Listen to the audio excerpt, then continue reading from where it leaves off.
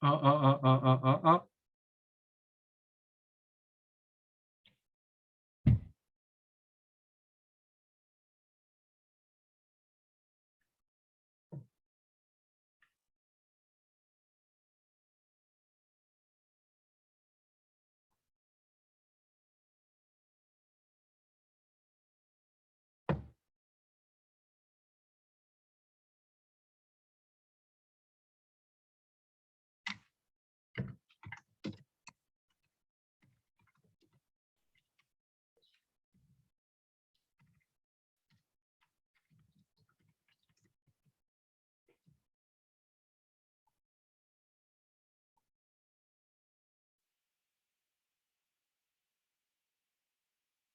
린 스타트업 애자일 이런 부분에서 얘기를 하고 있습니다. 그래서 고객의 문제를 찾는, 그래서 뭐 여기는 워낙 디마이니까 뭐 디자인 스킨 워낙 잘 알고 계실 것 같아요. 그래서 고객과 공감하고 찾고 빌드 매저를 하고, 애자일 부분이 또 재밌는 부분인데요. 저도 이제 개발자 출신이라서 이제 애자일 하면 또 개발자 부분이 많고, 요즘은 비즈니스 애자일이라고 하죠. 얼마큼 워낙 상황이나 시장의 상황이 워낙 빨리 변하니까, 특히 NFT도 많이 변하고 있죠. 이런 부분에 어떻게 잘 대응할 수 있을지, 그래서 이런 부분이 중요한 것 같고요. 그래서 컴바인, 디자인 싱킹, 린스타트 매자 이런 것들에서 특히 이제 블록체인도 제가 5년 차인데, 제가 지나면 지나서 느끼는 것이, 오늘 제가 기술 얘기 말씀드렸는데 기술의 싸움이 아니라 점점점 얼마나 비즈니스 네트워크를 잘 늘려갔냐, 그런 싸움인 것 같습니다. 좀 드리고 싶고요. 시작하기 전에 요거 가끔 제가 이제 쓰고 있는 부분인데, 지금은 약간 팬데믹 때 약간 다르긴 합니다만, 다 사람들이 스마트폰 보고 있죠. 그리고 여기 보면 휴먼 훅, 사람은 스마트폰 보고 있고, 여기 보면 머신 러닝 약간 빗대서 하는 건데요. 여기 보면 AI들이 열심히 배우고 있죠. 근데 보면 여기 아이가 거꾸로 가고 있죠. 사실은 이게 남이 준 얘기가 아닙니다. 제가 이제 고3, 중3, 중2 이제 아이가 있어요. 근데 저희가 이제 보면 온 식구가 가끔 이제 재택근무나 이제 온라인 수업 때문에 이제 같이 있는데 잘 대화를 안 하죠. 다 스마트폰 보고 있는데, 핵심적인 부분, 저희 아이를 말씀드리고, 막내가 중학교 2학년이에요. 근데 제가 이제 말씀드리고 싶은, 이 아이가 컸을 때 은행을 쓸 것이냐? 안 쓸 것 같아요. 왜냐면 제가 노트북이나 제가 이제 줬는데 전 느꼈죠. 물론은 줬던 목적은 온라인 수업을 잘하라고 줬지만, 제가 느꼈는데 분명히 배틀그라운드, 뭐 로블록스 갖고 왔다는 예상이 있었는데 아니나 다를까, 제가 봤을 때 이 아이가 컸을 때 은행 쓸 것이냐, 제가 봤을 때 안 쓸 것 같습니다. 왜냐면 제가 로블록스 쓰는 걸 여기서 저도 한 5년 전부터 보고 있는데요. 절대 여러분들이 오늘 메타버스 NFT 연결되어 있는데, 절대 메타버스는 게임이 아닙니다. 비욘드 게임, 이코닉 시스템인데, 이 아이가 쓰는 걸 보면 게임이 아니고요. 그래서 제가 이제 가끔 쓰는 표현이 스토리텔링의 시대에서 스토리 리빙의 시대 말씀드리고 있어요. 이 아이를 보면 아이가 직접 안에서 직접 살고 있습니다. 특히 NFT가 연결되는데, 이게 안에서 거의 게임만 하는 게 아니고 살고 있어요. 스토리 리빙이라고 하는데, 그 안에서 보면 실제 경제 활동도 하고, 하라는 영어 공부할 땐 절대 안 하다가 외국 친구들과 직접 소통도 하고, 로봇 게임 머니가 있거든요. 그걸 직접 보내주기도 하고, 그런 걸 보면서 이 아이 컸을 때에 대한 부분들은 어떻게 될 것인가. 이게 메타버스랑 NFT가 같이 또 연결돼 있거든요. 그런 부분에서 여러분들이 여기 마케팅 하시는 분들이 많은데, 특히 이제 MZ세대, G세대의 부분, MZ세대의 차이점을 제가 말씀드리면, G세대는 카톡하면 절대 답이 안 옵니다. 그래서 제가 이제 제 아이를 보면서, 제가 카톡하면 답이 안 오는데 제가 로블록스에서 하면 답이 와요. 그러니까 여러분들이 이제 메타버스 안에서는 NFT 여기 잠깐 말씀드렸는데, 이런 식으로 이런 가상 세계에서는 가상세계에 잘 어울릴 수밖에 없다, 그런 것도 말씀드리고 싶고요. 그래서 이런 이제 특히 이제 이런 NFT 마찬가지 이렇게 특히 G세대에 대한 부분, 여기 이제 마케팅하는 분들이 많으시니까 얼마나 G세대에서 할 수 있는지. 그래서 많은 은행권들이 왜 메타버스, NFT에 열을 올리느냐, 이 G세대를 잡기 위한 부분이죠. 그래서 여러분들도 이렇게 보시면 좋을 것 같고요. 혹시 약간 시간이 없긴 하지만, 여기 혹시 걸그룹 이름을 아십니까? 이게 4명 이름을 다 맞추시면 제가 저한테 카톡을 주면 제가 상품을 드리도록 하겠습니다. 제가 뭐 비트코인을 드릴 수는 없고요. 저한테 예, 마마무입니다. 혹시 4명 이름 다 아세요? 화사, 휘인, 예, 나중에 채팅방에 남겨주셔도 좋고요. 네, 혹시 네, 운별설라 휘나서 저한테 카톡 한번 보내주시기 바랍니다. 예. 근데 제가 이걸 말씀드리는 이유가, 제가 마마무 찐팬이에요. 그러니까 제가 이제 UL 스케치북을 보고 제가 팬이 됐는데, 다 이제 문별설라 휘나사가 다 어울려져서 그러니까 UL 스케치북 라이브를 보면, 뭐 예를 들면 실제 랩을 잘한다든지, 퍼포먼스를 잘하고 노래를 잘하고 문별 솔라 휘인하사 잘 어울리죠. 그래서 제가 사설명 얘기 많이 나오고 있는데 제가 근데 마치 이제 문별 솔라 휘인하사가 어울려지듯이 ABCD, AI, 블록체인, 클라우드 데이터. 그러니까 제가 강조드리고 싶은 부분들은 여러분들이 점점점 여러 가지 사전적인 여러 개 얘기가 나오고 있는데 여러분들이 마치 이제 연결과 융합해서 문별 솔라 휘인하사가 어울려지지 AI, 블록체인, 클라우드 데이터의 융합 시대다. 그런 것도 강조드리고 싶고요. 사실 NFT 그 안에 들어가 있는 거죠. 그러니까 사실은 주인공은 AI 데이터고요. 사실은 블록체인 NFT 부분은 조연이에요. 사실은 AI 데이터가 주인공이고요. 그것들을 영화나 드라마를 보면 요즘 저도 오징어 게임이나 그의 우리는 잘 보고 있는데 주인공이 있으면 주인공의 본질을 드러내는 게 조연이잖아요. 근데 조연인데 블록체인 약간 명품 조연 같은 역할을 하고 있다 말씀드리고 싶고요. BLTS의 약자는 B는 비즈니스예요. L은 이제 그다음에 얘기했던 존비어선 L, 로우, 법적인 부분, T는 테크놀로지, S는 소사이티입니다. 그러니까 BLTS 부분이죠. 그러니까 제가 지금 말씀드리는 이 부분은 저희가 NFT도 보였지만 이런 특히 블록체인 NFT 부분도 이렇게 종합적인 관점, 기술 요소로는 ABCD, 그리고 비즈니스, 법적인 부분, 기술적인 소사이티 이런 종합적인 부분 정말 너무 중요하다 강조드리시고요. 그리고 P2P라고 하면 보통 블록체인 분들은 뭐 피어 투 피어로 답을 하시는데 저는 플랫폼 시대에서 프로토콜 시대에 반응할 것이다. 사실은 저희가 NFT 얘기는 마찬가지 마치 뭐 데이터 성격 방향은 변했죠. 왜냐면 옛날에는 ERP, CRM, 뭐 요즘 디마이어니까 주로 디지털 쓰고 있는 뭐 CRM, ERP 중요했지만 어떻게 될까요? 기관 데이터에서 마이 데이터 주권이 바뀌고 있죠. 그리고 중앙화된 시스템 분사나 탈중앙화. 마찬가지로 플랫폼 시대에서 이런 프로토콜 시대로 변하고 있다. 그래서 제가 특히 올해 2022년도가 그런 원년인 것 같습니다. 프로토콜 경제처럼 참여자들이 그 기여한 만큼 잘 보상을 받아가는. 그래서 이제 디마이언 마찬가지로 이렇게 디지털 마케팅에서 이런 것들이 좀 화두가 될 것 같아서요. 이런 큰 흐름 속에서 NFT가 바로 나오는 건 이런 어떤 철학적 흐름, 기술적 흐름이기 때문에 좀 제가 강조를 드리고 싶습니다. 그래서 본격적으로 제가 관련해서 약간 이제 제가 좀 빨리빨리 진행을 하고요. 포인트만 말씀드리고 나중에 자료를 공유 드리고 또 Q&A 시간 통해서 말씀드리려고 하는데 그다음에 또 워낙 또 주옥 같은 제가 또 친구지만 존경하는 또 조명희 변호사가 또 많이 이어서 얘기를 제가 시간도 드리려고요. 약간 좀 핵심적인 포인트만 말씀드리고요. 사실은 제가 약간 기술 동영상도 준비하긴 했는데 그건 제가 사항을 보고 말씀드리도록 하겠습니다. 일단 디지털 자산에 대한 부분이 있어서 이런 디지털 자산 자체가 약간 일단 디지털 자산은 디지털 형태를 손대서 모든 요인 자산이다 라는 부분이 있고요. 그래서 디지털 에세시테이션하는 것은 이런 디지털화하는 부분하고 소유 중량. 사실은 NFT 약자는 워낙 non-fungible 토큰 부분이죠. 대체 불가능한 토큰이라는 부분인데 마치 아까 디지털 등기소, 등기부 등본 그리고 소유권을 증명할 수 있는 부분. 일단 핵심적인 포인트에 대해서 말씀드렸지만 절대 지적 재산권은 아닙니다. 소유권에 대한 부분, 그 부분은 또 워낙 조 변호사가 또 얘기를 잘 해주실 것 같아요.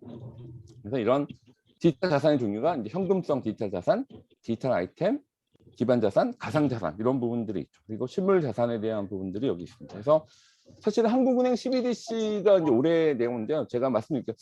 그 부승 한국은행조차도 약간 여러분들이 이런 올해는 마이데이터, 한국은행 CBDC, 연금 모의거제 그리고 이제 여러분들 모바일 운전면허. 사실은 블록체인이 아까 말씀드렸지만 인프라 기술로서 쓰고 있는 것 같아요. 이러면서 좀 가지고 보시면 좋고요. 디지털 자산화의 기술 중에 NFT의 핵심 기술은 블록체인이죠. 그런 것들에 대해서는 디지털 자산의 기술 중에 하나다라고 보면 될 것 같고요. 그래서 기술 기회에 대한 부분들에 대해서는 뭐 비트코인이나 이더리움 워낙 많이 들으셨을 것 같고요. 비탈리 이제 스마트 컨트랙이라는 용어가 있죠. 사실은 이거는 닉 자보라는 사람이 먼저 만들었죠. 94년도에 이 사람이 변호사이자 엔지니어였어요.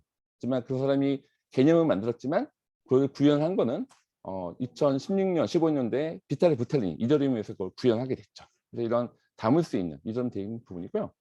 그래서 이런 토큰과 자산 유형에 대한 부분이 있고요. 그래서 아까 펑저블이라는 부분은 대체 한 원 1달러 똑같죠. 비트코인도 이런 게 펑저블이라는 의미고요. 넌 펑저블이라는 의미는 하나의 이제 대체 불가능하다. 그러니까 토큰화에 대한 부분 쓰고 있는데 뭐 모나리자 그림이 옆에 있는 그림과 같지 않죠. 이게 하나의 대체 불가능하다라고 하는 것이 포인트입니다. 이런 부분들이 펑저블 토큰이 있고 넌 펑저블 토큰이 있다는 부분이에요. 넌 펑저블 토큰이 저희가 얘기하는 NFT 부분이고요. 사실 이게 가장 여러분들이 NFT를 많이 오해를 많이 하세요. 사실 그래서 여러분 기술적인 부분은 3레이어입니다. 여기는 블록체인에 올라가 있는 건 NFT, 온체인이라는 거는 온라인처럼 블록체인인 게 온체인이고요. 오프체인이란 블록체인 아닌 게 오프체인. 그래서 뭐 쉽게 말하면 온라인, 오프라인처럼 비슷합니다. 그래서 사실은 블록체인에 올라가 있는 건 NFT예요. 그러니까 사실은 토큰 자체가 있는 거는 블록체인에 있는 게 NFT는 온체인. 그러니까 블록체인은 건 NFT고 재밌는 거는 오프체인 분인데 메타데이터는 데이터의 데이터죠. 그리고 링크가 있어요. 그 IPFS라고 하는 약간 기술 용어가 나오긴 하는데 그러니까 레이어가 세 가지다. 첫째, 온체인에 있는 거는 블록체인에 있는 거는 토큰은 블록체인에서 안전하긴 한데 사실은 일반 이 NFT가 있으면 디지털 아트라고 하는 그 작가에 대한 화가가 누군지 이 작품이 어떤 건지 설명하는 부분, 디스크리プ션 그런 것들의 메타데이터, 데이터인데 재밌는 것들은 요거 자체가 링크가 있는데 블록체인 바깥에 있어요. 메타데이터 부분 바깥에 있고요. 그리고 거기 또 연결돼. 이것들을 연결돼서 IPFS라고 하는 대상 디지털 파일. 그러니까 IPFS는 탈중앙화된 분산 파일 시스템인데요. 그것들이 사실에서 여러분들이 블록체인에 다 올라가 있는 게 아닙니다. 이게 핵심인데 사실은 요거 자체는 안전할 수 있지만 메타데이터, 데이터의 데이터와 IPFS는 블록체인 바깥에 있기 때문에 요것들에 대한 클러는 이것이 있습니다. 3레이어가 있기 때문에 사실은 요거는 안전하지만 요 부분은 어떻게 될까요? 보안에 취약할 수도 있고 탈취를 당하면 NFT는 갖고 있지만 원작 작품에 대한 그 링크가 많이 탈취가 되면 그것들이 다 제가 NFT 지갑은 있지만 다 탈취 당할 수 있는 사실 제가 이제 강조하기 싶은 요 부분입니다. 그래서 3레이어로 있다. 그래서 이런 온체인 상에 있는 부분하고 오프체인 이런 것들이 그래서 사실은 뭐 NFT 개요는 워낙 많이 말씀을 드렸을 것 같긴 해서 이런 것들을 이해를 하시고 사실은 바라봐야 된다. NFT를 블록체인에 있는 거는 NFT 토큰만 있는 거고 사실은 이 메타데이터, 데이터의 데이터와 IPFS 자체는 블록체인 외부에 있기 때문에 이런 것들은 사실 취약성이 굉장히 있습니다. 사실 그래서 이거를 뭐 AWS나 이런 것들을 리가시 논리로 하는 것에서 여러분들이 일단 3레이어로 되어 있다라고 하는 게 제 포인트고요. 그래서 NFT가 데이터와 에셋 하는 부분들에 연결되는 이 고리로 되어 있다는 부분. 그래서 사실은 NFT가 이런 테크놀로지 셀러나 블록체인이 위에 있지만 뭐 PFF, 뭐 프로파일이라는 픽처라든지 뭐 전체 서비스라든지 토큰 부분이 있었죠. 이런 것들이 여러 가지 서비스 레이어, 테크니컬 레이어, 저는 사실은 종합적인 관점, 비즈니스 관점과 기술 관점 같이 보고 싶어하는 제가 이제 그런 제가 어프로치를 많이 하고 있는데 여러분들이 저는 마케팅 관점에서 이런 게 사실 이런 게 중요하죠. 사실은 블록체인이나 기술은 도와주고 있는 거고요. 이런 어쨌든 서비스에 대한 코어 밸류를 주는 게 중요한 것 같습니다. 그래서 이렇게 여러 가지 서비스 레이어에 대한 부분, 또 저는 이제 테크니컬 레이어에 대한 부분에서 얘기를 하는 거고요.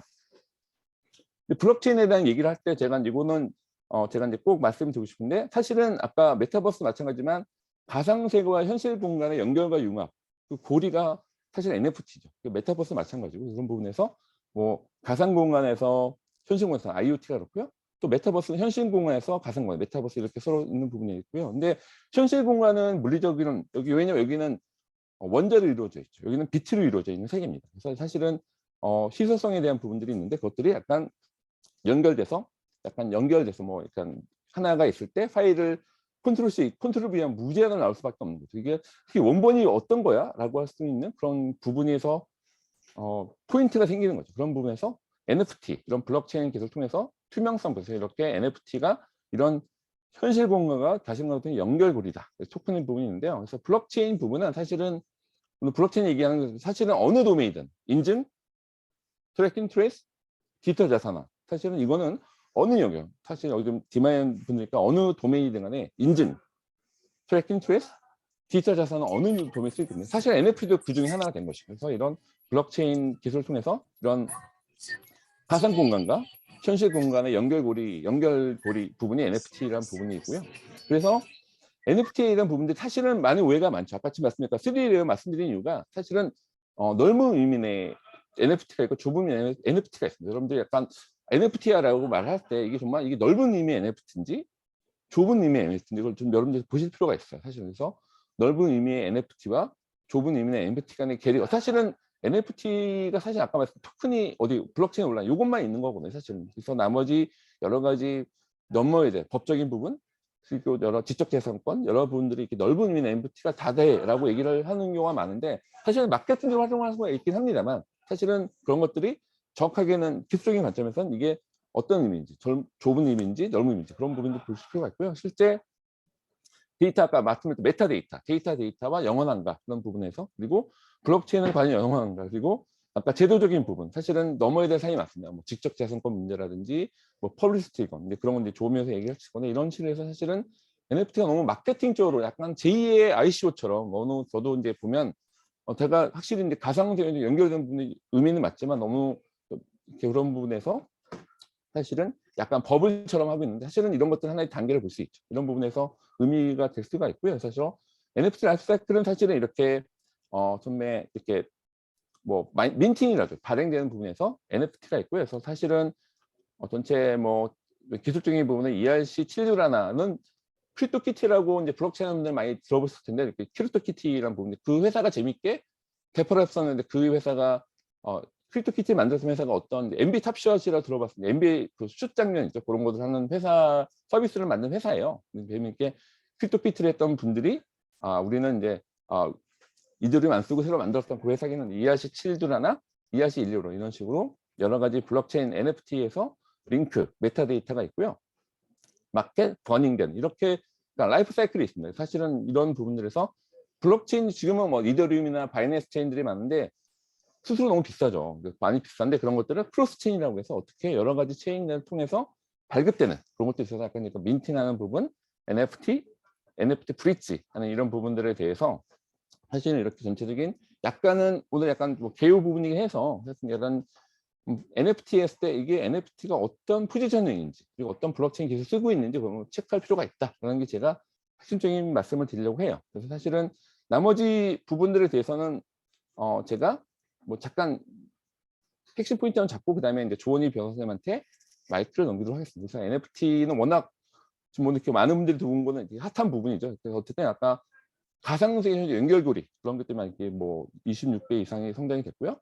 데이터의 선명을 불어넣는 부분에서 디지털 자산 시대에서 사실은 이렇게 아까 데이터로 되는 부분에서 어떤 고객 경험이 부분입니다. 사실은 그런 것들이 제공하고 있는 건 NFT입니다. 그래서 사실 NFT가 커뮤니티의 중요한 부분인데 이런 것들에서 어떻게 데이터에 생명을 불어넣는 것이 디지털 소유권 증명에 대한 부분이고요. 그래서 이거는 워낙 유명한 이렇게 비프리 작품이죠. 이런 것들이 사실 690억에 팔렸어요. 사실은 사람들이 이게 촉발됐던 것 중에 하나 이게 무슨 690억이나 했는데 69 밀리언에 대한 우리나라 하나 690억으로 돼서 그랬던 부분이고요. 그래서 컨텐츠를 만들고 유저와 왜냐면 디지털 아트가 원래 에너지가 있었죠. 원래는 그 아티스트한테 뭔가 잘 기여하는데 거긴 잘 보상이 없었죠. 그런 것들에서 NFT를 통해서 원래는 사람들이 게임이 뜰 것 같았는데 사실은 원래 이렇게 운축된 에너지에서 콘텐츠를 만들고 유저 소통 방식에서 이렇게 사실은 원래 게임보다 먼저 디지털에서 폭발됐죠. 이런 것들이 NFT로는 디지털 소유권에 대한 부분들이 있었습니다.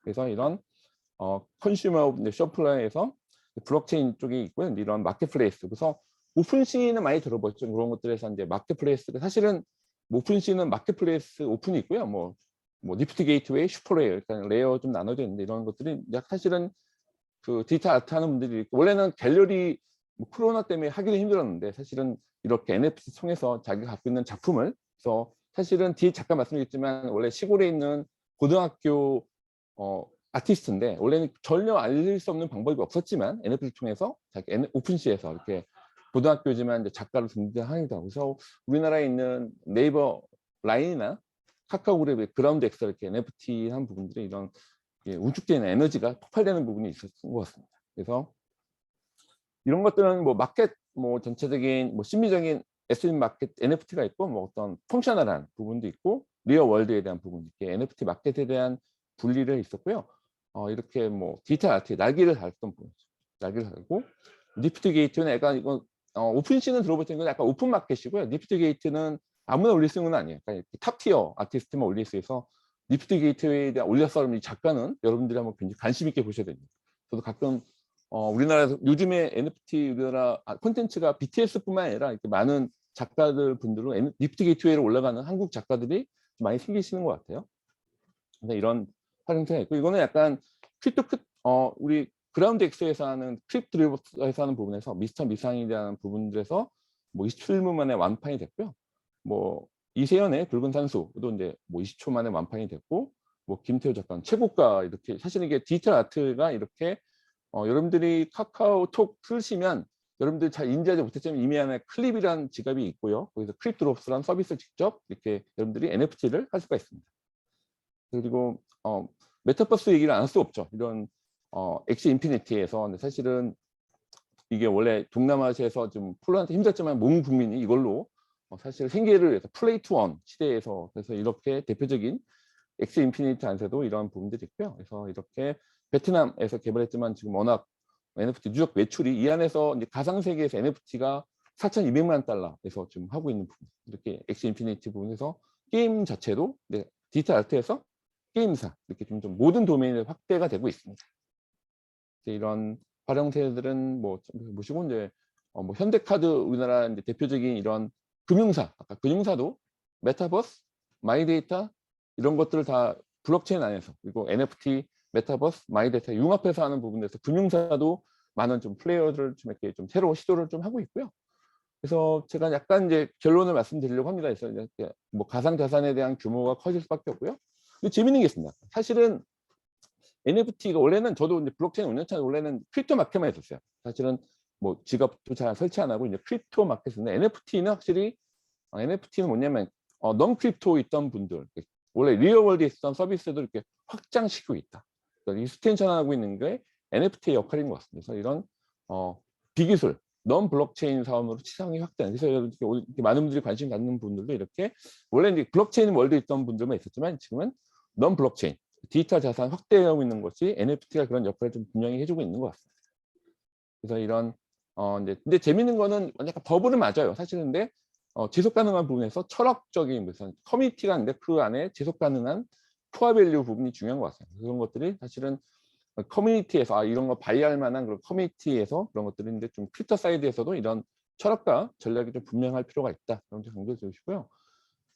또 오늘 워낙 마켓 여기는 또 마케팅이시니까 이게 보면 뭐 바이어고 하이엔드, 롱테일, 뭐 ABC를 나눌 수 있죠. 뭐 개인 창작자 중심의 고액의 NFT 거래 시장이 있고, 개인 창작자 중심의 소액 콘텐츠 거래 시장 B가 되고요. C는 기업 쪽이죠. 기업이 대량으로 발행하는 소액 NFT 그리고 기업이 특정 고객을 할 수 있는 전체적인 제공되는 이렇게 약간 마켓에서 사실은 말씀드렸지만 원래 크립토 월드 말고 이런 리얼 월드에 확장되고 있는 마켓에서 사실은 뭐 개인적인 아티스트나 엔터프라이즈 기업인 확실히 이런 NFT에서 제가 사실은 요즘에 뭐 대기업뿐만 아니라 많은 뭐 콘텐츠 갖고 있는 회사뿐만 아니라 이렇게 중견기업, 대기업에서 이렇게 NFT에 대해서 많이 얘기를 하고 있는 부분들에서 그래서 여러분들이 사실 어느 도메인에 있든 간에 이런 부분들도 확장이 됐고 그런 부분에서 여러분들이 관심을 가지시고 그리고 여기 있는 같이 분들이 좀 개방적 시장을 같이 하시면 좋을 것 같습니다. 그래서 뭐 하는 부분들은 뭐 여러 가지 기술적인 부분 이런 부분들이 있는데요. 그래서 제가 이제 결론 말씀을 드리고 싶은 부분은 약간 복합의 융합 시대라고 할까요? 하나의 제가 꿈꾸고 있는 슈퍼 서비스 시대인 것 같습니다. 그러니까 지금은 각자 놀고 있지만 하나의 앱에서 뭐 기존 금융, 슈퍼 서비스 시대라고 말씀드리고 싶은 부분은 NFT를 포함해서 하나의 앱 서비스 안에서 기존 금융, 은행이나 보험에 대한 거래 내역 같은 부분 그리고 암호자산, 비트코인, 이더리움 그리고 마이데이터, CBDC, NFT 그런 것들이 한 앱 서비스에서 돌아가는 슈퍼 앱, 슈퍼 서비스의 시대, 복합 금융, NFT를 포함해서 이런 시대가 될 것이라 예상이 되고요. 사실은 그게 넘어야 될 산이 많죠. 글로벌 마케팅 그런 부분이 많지 있지만 제가 봤을 때 이런 여러분들 어느 도메인에 있든 간에 슈퍼 서비스, 슈퍼 앱의 시대, 기존 금융 플러스 디지털 자산, NFT, CBDC, 마이데이터 이런 것들이 다 연결되고 융합되는 시대가 분명히 올 것 같고요. 그런 부분에서 여러분들이 굉장히 관심을 가지시고 여러분들 어느 도메인이든 간에 이런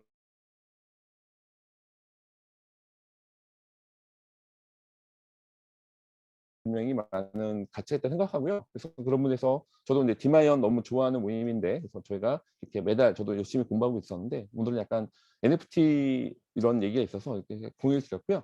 그래서 그 다음에 마이크를 우리 조원희 변호사한테 넘기고요. 저는 약간 오늘 여러분 계속 같이 있으면 좋긴 한데 오늘은 약간 제가 또 그 다음 일정이 있어서 우리 커버리지는 다 조 변호사가 하실 거라 믿고요. 만약에 기술적인 부분은 좀 나중에 모아서 주시면 제가 따로 이메일이나 카톡으로 소통하도록 하겠습니다. 예, 감사합니다.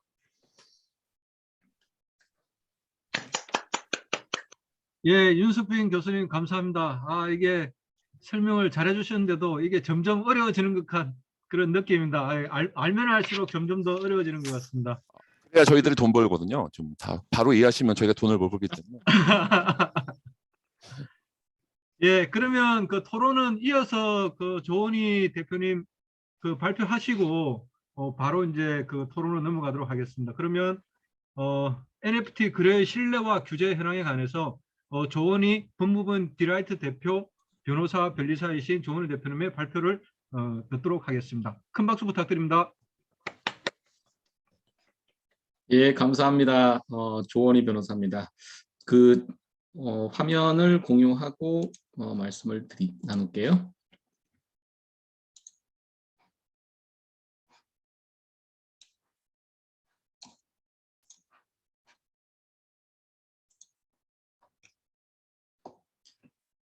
예, 오늘 이제 그 윤석빈 대표께서 이제 기술적인 부분을 간단히 설명을 해주셨는데요.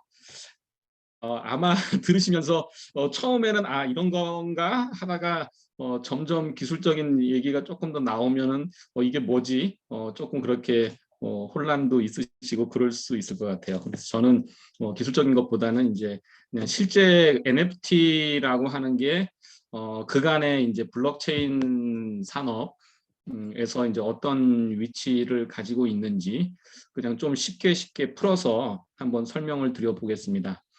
간단한 제 소개입니다. 저는 한 16년 정도 법무법인 태평양이라는 곳에서 이제 근무를 했었고요. 이제 뭔가 스타트업이나 벤처 기업에 좀 특화해서 뭔가를 해보고 싶다는 생각이 들어서 현재 이제 법무법인 디라이트라는 곳을 이제 만들었고 이렇게 활동하고 있습니다.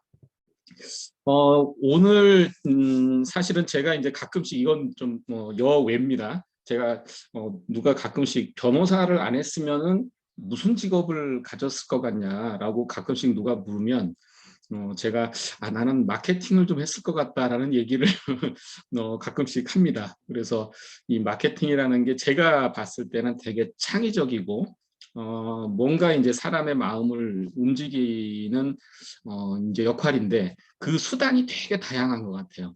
뭐 음악일 수도 있고 미술일 수도 있고 이제 그냥 카피일 수도 있고 그래서 하여튼 그렇게 조금 이제 동경하는 직업이 사실은 이제 이 마케터라는 직업인데 오늘 여러분들이 이렇게 같이 이제 뭐 비록 얼굴은 뵙지는 못하지만 이렇게 같이 이제 이 이슈에 대해서 말씀을 나눌 수 있는 기회가 있어서 되게 좋고요.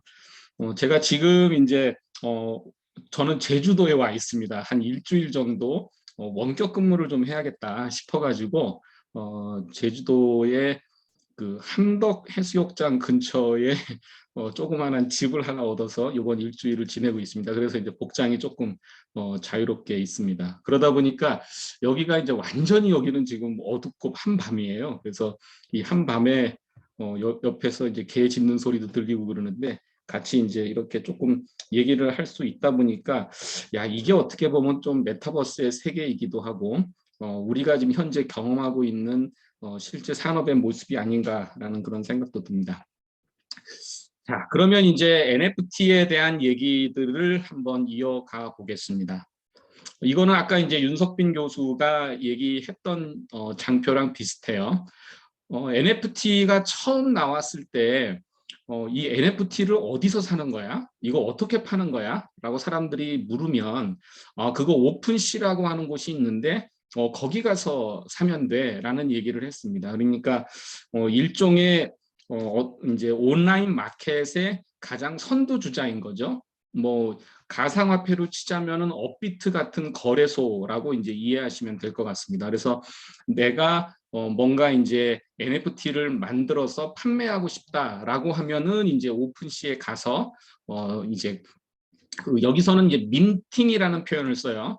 그러니까 우리가 뭔가를 주조한다. 우리나라 말로는 뭐 철 같은 거를 이렇게 뜨겁게 달궈가지고 뭔가 새로운 거를 만든 거 이걸 주조한다라는 표현을 쓰잖아요. 그게 이제 민팅이라는 의미인데 그래서 여기서는 이제 이 NFT를 민팅한다라고 하면은 이제 NFT를 새로 만드는 거, 그냥 발행하는 거 이 말을 여기서는 이쪽에서는 이제 민팅이라는 용어를 써서 얘기를 합니다. 그래서 NFT를 뭐 민팅한다라고 할 때 그거를 이제 이 오픈시라는 곳에서 해요. 그래서 초창기에는 여기 보시는 것처럼 2020년까지만 해도 거의 없었어요. 거의 없다가 갑자기 이제 2021년에 이렇게 폭발적으로 이제 성장을 하게 됩니다.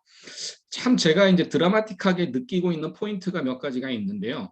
이제 그 블록체인 쪽에서의 업무를 지금 제가 한 지는 한 5년 정도 됐습니다.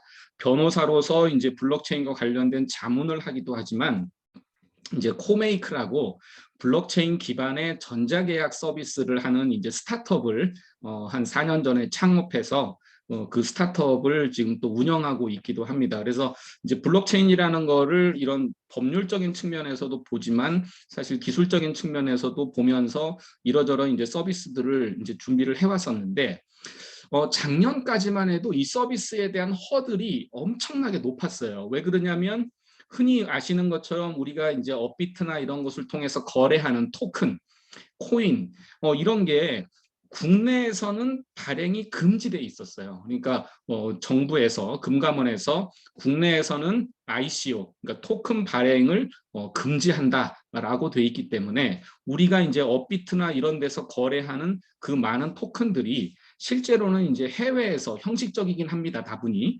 근데 해외에서 발행해가지고 그 발행된 토큰을 국내에 가져와서 여기서 이제 상장하고 거래하고 이런 일을 해야 되다 보니까 결국은 해외에다가 법인도 설립해야 되고 뭔가 하여튼 법적인 절차가 되게 복잡해요.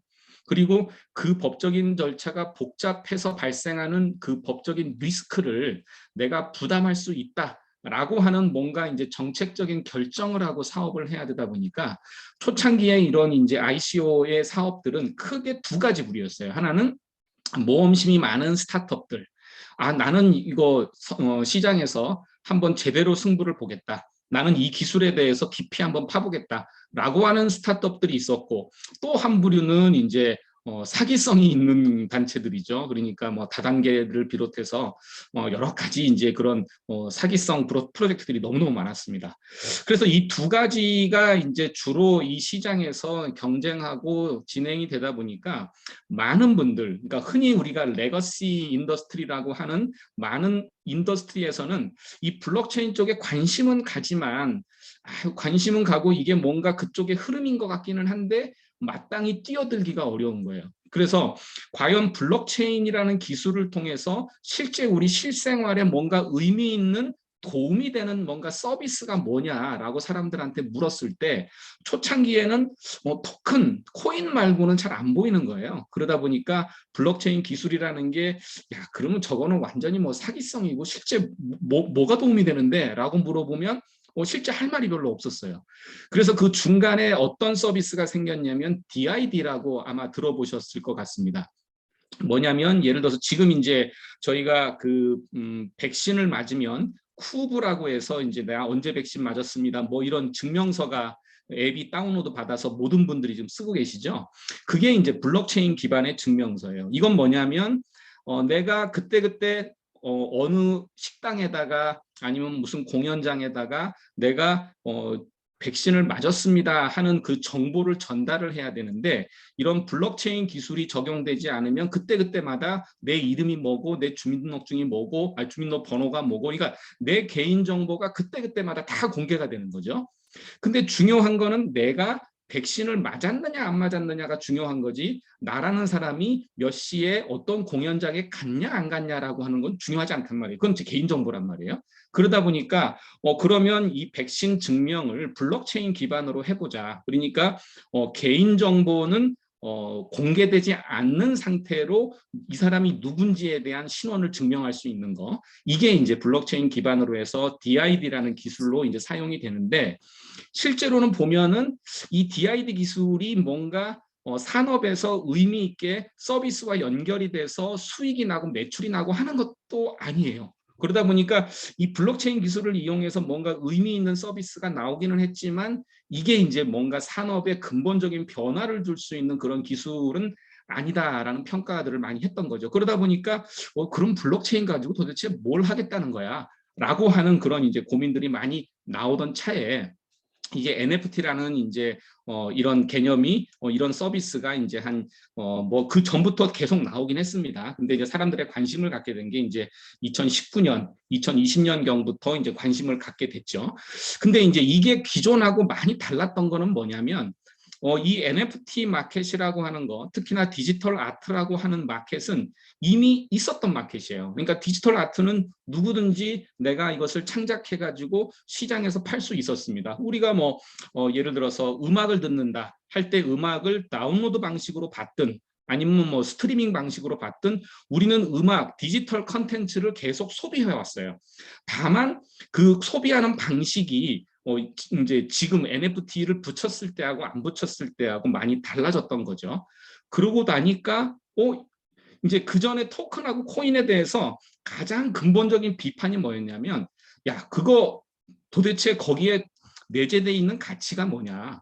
거기에 어떤 가치가 있길래 예컨대 비트코인 하나에 5천만 원, 1억까지 가야 되느냐라고 누가 묻는다고 하면 사실은 할 말이 없어요. 이거는 가치가 있어서가 아니라 그냥 시장에서 사람들의 수요 공급에 의해서 이제 그 가격이 결정되다 보니까 많은 토큰들 같은 경우는 정말 비트코인이라든지 뭐 이더리움이라든지 뭐 리플이라든지 뭔가 의미 있는 것들이 아니면 대부분의 알트코인들은 어느 정도 시장에서 거래되다가 그냥 사라지는, 그러니까 결국은 언더라잉 에셋이 없다. 뭔가 의미 있는 가치가 내재되어 있지 않다라는 아주 근본적인 비판에 대해서 할 말이 없었던 거예요. 그리고 정부에서도 이 도대체 ICO나 토큰을 왜 규제하냐라고 물어보면, 야, 가만히 봐라. 과연 ICO나 토큰이 실물 경제하고 어떤 연관성이 있고 실물 경제에 어떤 유의미한 역할을 하느냐라고 물어봤을 때는 사실 마땅히 할 만한 대답이 없는 거예요.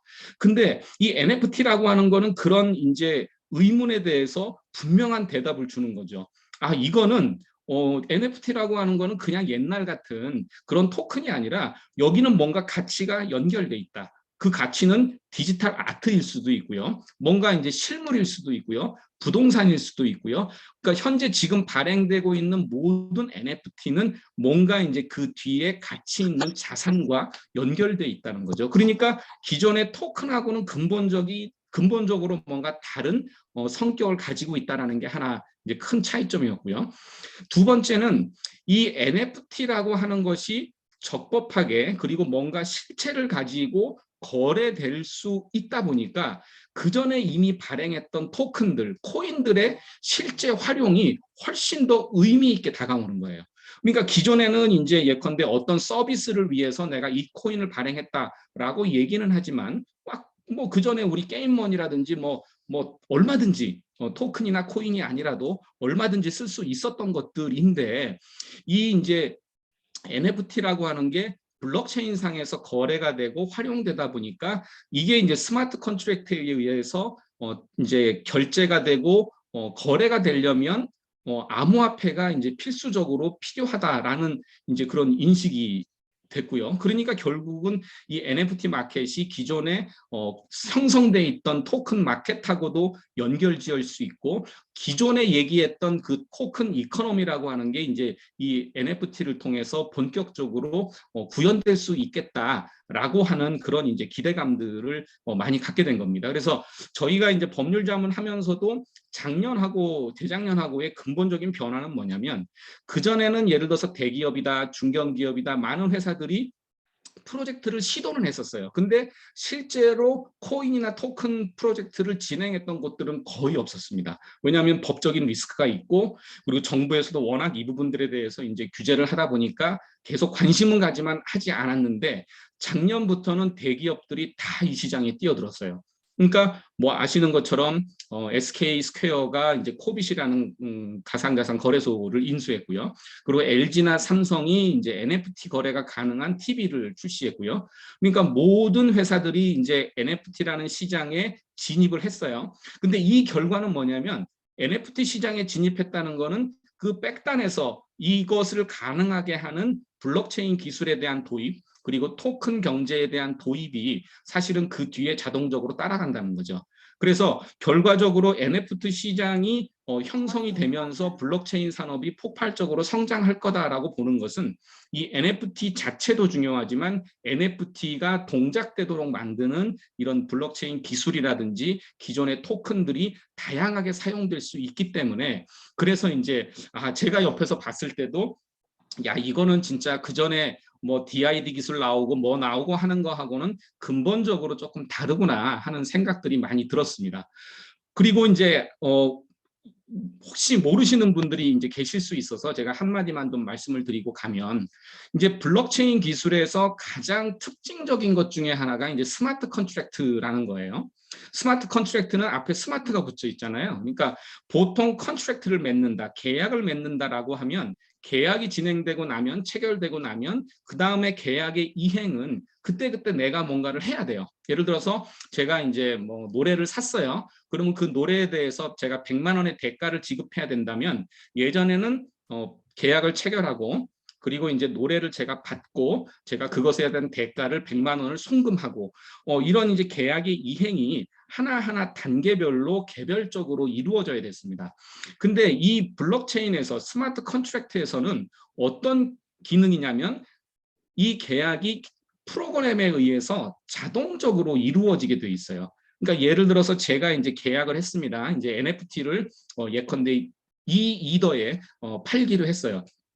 그러면 원칙적으로는 계약은 계약대로 체결하고, 그리고 나서 제가 제 지갑에서 상대방 지갑으로 이 이더를 이렇게 옮겨요. 그러면 그 옮긴 거를 보고 상대방이 이 사람이 이 이더를 나한테 전송했구나 라고 보고 내 NFT를 그쪽에다가 다시 전송을 합니다. 이거는 사실은 신뢰하기가 어렵잖아요. 왜냐하면 이 사람이 만약에 이 이더를 받고 안 주면은 뭐 저는 소송을 해서 받아야 되는데 이런 게 있을 수가 없잖아요. 그죠? 근데 이 스마트 컨트랙트에서는 그 과정이 모두 프로그래밍이 되어 있는 거예요. 그래서 만약에 계약이 체결됐어요. 그러면 자동적으로 제 지갑에서 이 이더가 상대방 지갑으로 가고 그것과 동시에 NFT가 내 지갑으로 돌아옵니다. 그러니까 이 거래는 전 세계적으로 그냥 신뢰할 수 있는 거래가 돼버린 거예요.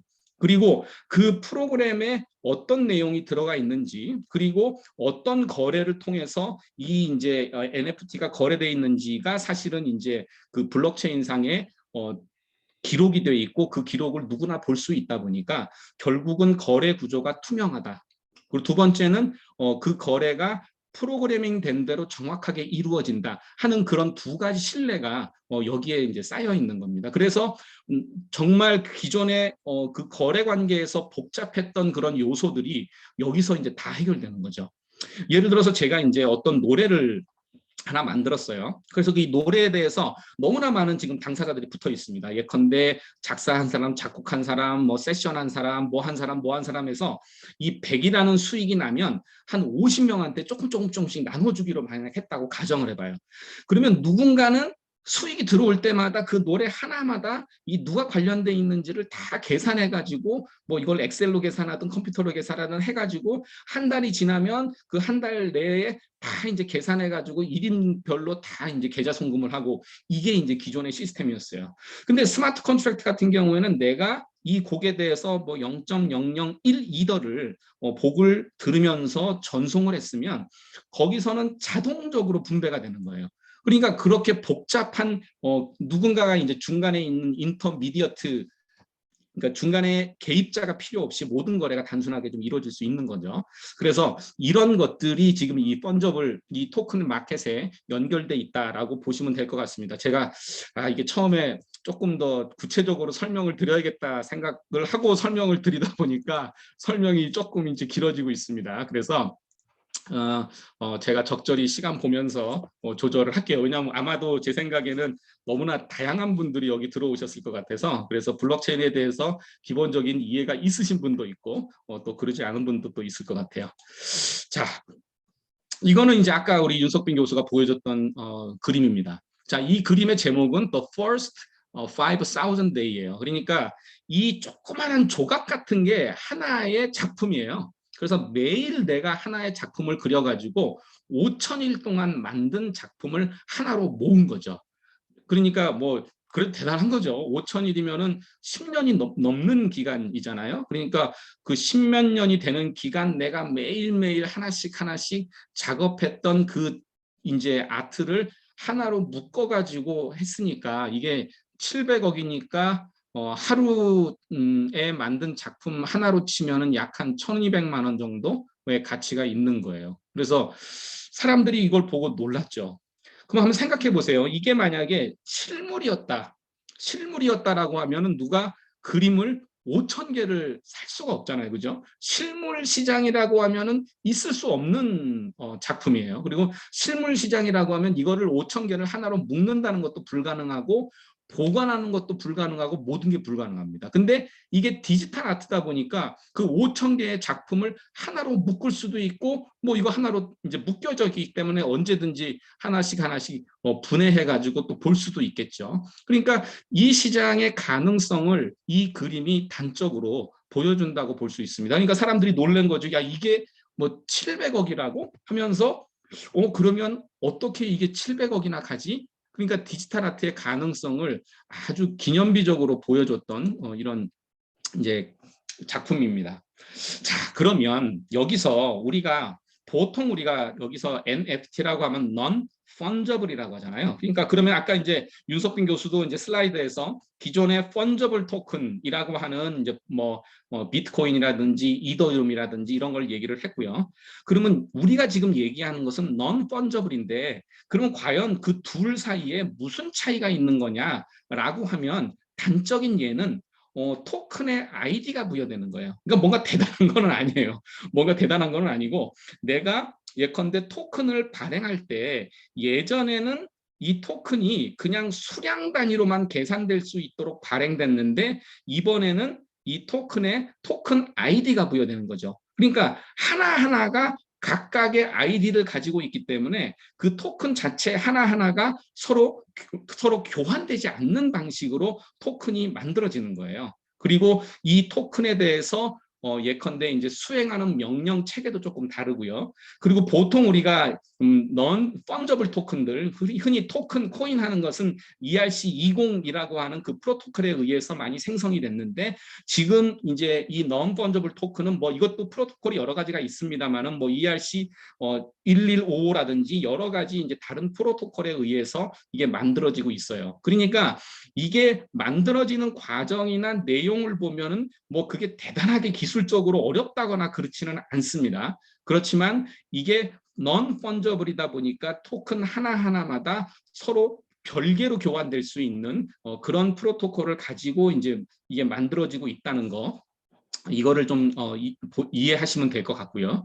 뭐 사례는 아까 이제 우리 윤석빈 교수님께서 얘기를 했기 때문에 그냥 쉽게 넘어가 볼게요. 이거 이제 NBA의 경기 장면이 이제 NFT로 나왔죠. 그러니까 뭐 예컨대 마이클 조던이 이제 정말 그 긴 점프를 해가지고 덩크 슛을 하는 그 장면만 딱 따가지고 이거 NFT를 판매한다라고 하면은 사실은 그 장면을 정말 좋아하는 사람은 뭐 그거를 이제 이걸 내 거다라고 소장하고 싶은 그런 이제 생각들이 있을 거예요. 그래서 그렇게 이제 특별한 이 과정을 이렇게 NFT로 만들어서 판매하기도 했고요.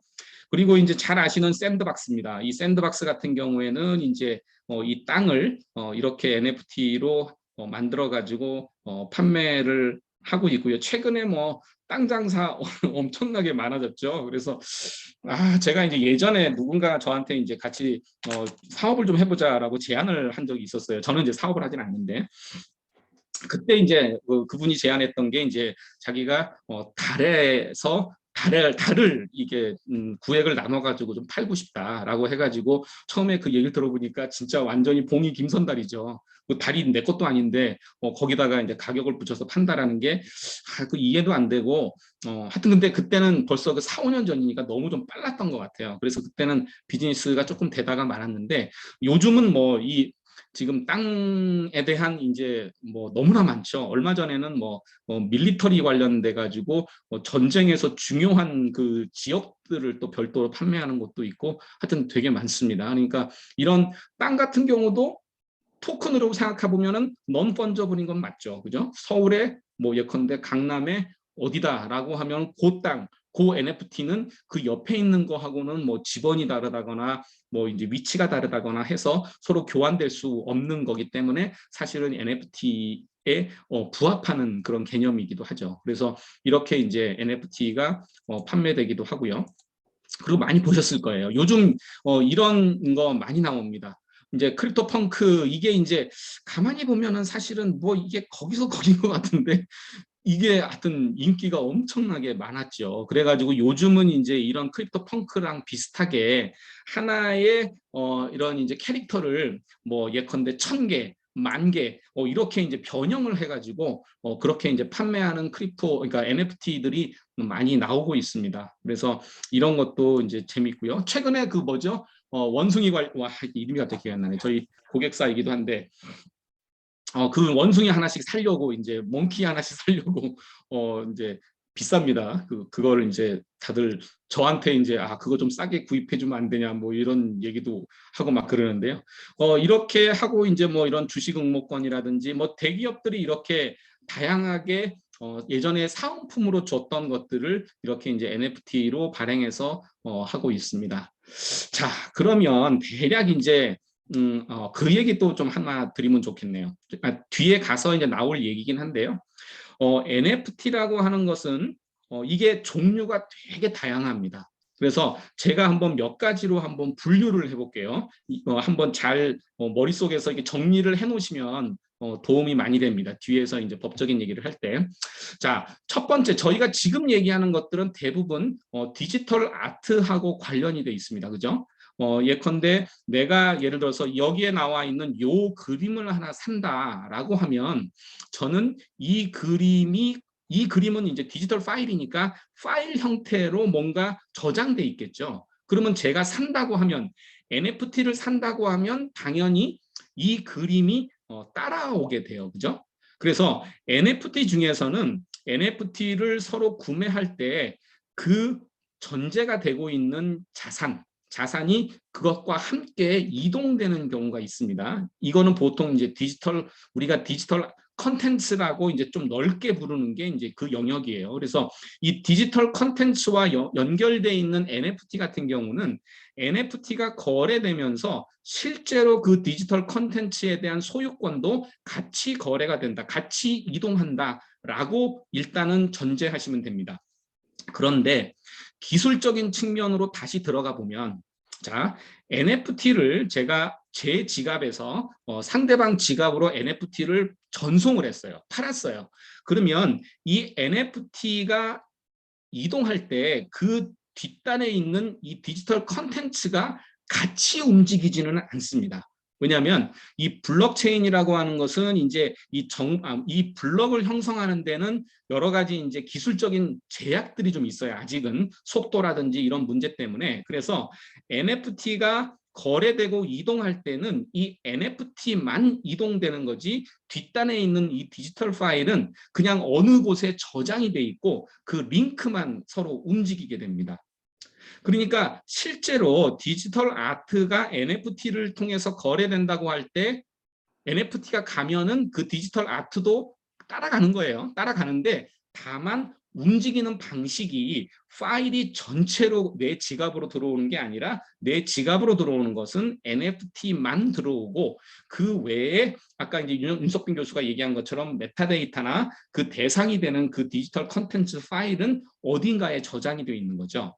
뭐 IPFS라고 얘기를 했습니다만 그건 뭐냐면 이 블록체인이라고 하는 것은 모든 정보를 블록에다 다 저장하면 좋지만 예컨대 뭐 영화다 그러면 뭐 수백 메가의 컨텐츠일 거 아니에요. 그러면 그 컨텐츠를 블록에다 저장한다는 거는 거의 불가능합니다. 그렇기 때문에 블록에는 가장 필요한 정보만 저장을 하고 불필요한 것들은 뭔가 어딘가에 서버에다가 저장을 하게 만들어 놨어요. 그렇기 때문에 그게 이제 그 IPFS 기술도 그런 것들이 용이하도록 파일의 공유가 용이하도록 이제 많이 활용되고 있는 기술 중에 하나입니다. 자, 그래서 요 NFT는 이해를 하셨죠? 그러면 제가 다른 거를 한번 얘기를 해볼게요. 만약에 제가 이제 여기에 좋은 실물 그림이 있습니다. 근데 이 실물 그림은 사고 팔기가 너무 복잡해요. 왜냐하면 이 실물 그림은 A라는 화랑에 전시가 돼 있는데 그 그림을 살려면은 저는 예를 들어서 그 화랑에 가가지고 그 그림을 보고 잘 포장해가지고 돈 내고 그 그림을 가져와야 됩니다. 근데 저 그림 사고 싶은데 그 그림이 만약에 미국에 있어요. 그러면 제가 미국까지 가가지고 그걸 가져올 수도 없고 혹시나 배송하다가 이게 문제가 생길 수도 있고 막 그렇잖아요. 그러다 보니까 그러면 이 그림은 이 화랑에 일단 저장은 보관을 해놓고 이거를 NFT로 팔아야겠다라는 생각을 쉽게 할 수 있잖아요. 그죠? 그래서 이 NFT에는 이제 그 데이터가 예를 들어서 누가 그린 무슨 작품 몇 년도 이렇게 해가지고 NFT를 만듭니다. 그리고 이제 그림을 소유한 사람이 이 NFT에 대해서는 이거를 내가 소유하는 게 맞다 하는 그 소유 증명 같은 것도 거기다 붙이고요. 뭐 이렇게 해가지고 그 NFT는 실제로 이제 뭔가 디지털로 연결돼 있는 게 아니라 실제 있는 실물의 거래를 NFT를 통해서 하는 거예요. 그죠? 그러면 거래가 훨씬 쉬워지죠. 왜냐하면 그게 10억짜리다라고 해도 그냥 디지털, 그러니까 블록체인에서 지갑에서 지갑으로 이동만 하면 그 소유권이 변경되는 거예요. 그리고 만약에 정말 내가 그거를 내가 가져와야겠다라고 하면 그 화랑에 가서 이제 내가 가지고 있는 NFT를 보여주는 거죠. 그러면 그 NFT를 보고 이 사람이 진짜 소유자가 맞구나라고 해서 화랑은 그 이제 물건을 내줄 수 있겠죠. 자, 이거를 제가 왜 구분하냐면 이 NFT라고 하는 게 지금 엄청나게 폭발적으로 증가하고 다양한 사용 사례들이 나오고 있지만 법적으로는 전혀 지금 대비가 돼 있지 않는 영역이에요. 그래서 일부는 법적으로도 가능하지만 일부는 법적으로 불가능한 영역에 있는 비즈니스들이 많습니다. 그래서 대표적인 게 지금 말씀드린 대로 뭔가 실물에 기반해서 이 NFT가 발행되는 경우, 예컨대 그림에 대해서 NFT가 발행된 경우나 예를 들어서 요즘은 부동산에 대해서 NFT를 발행한다거나 아니면 선박이나 항공기 같이 엄청나게 큰 거에 대해서 NFT를 발행한다거나 아니면 요즘은 이제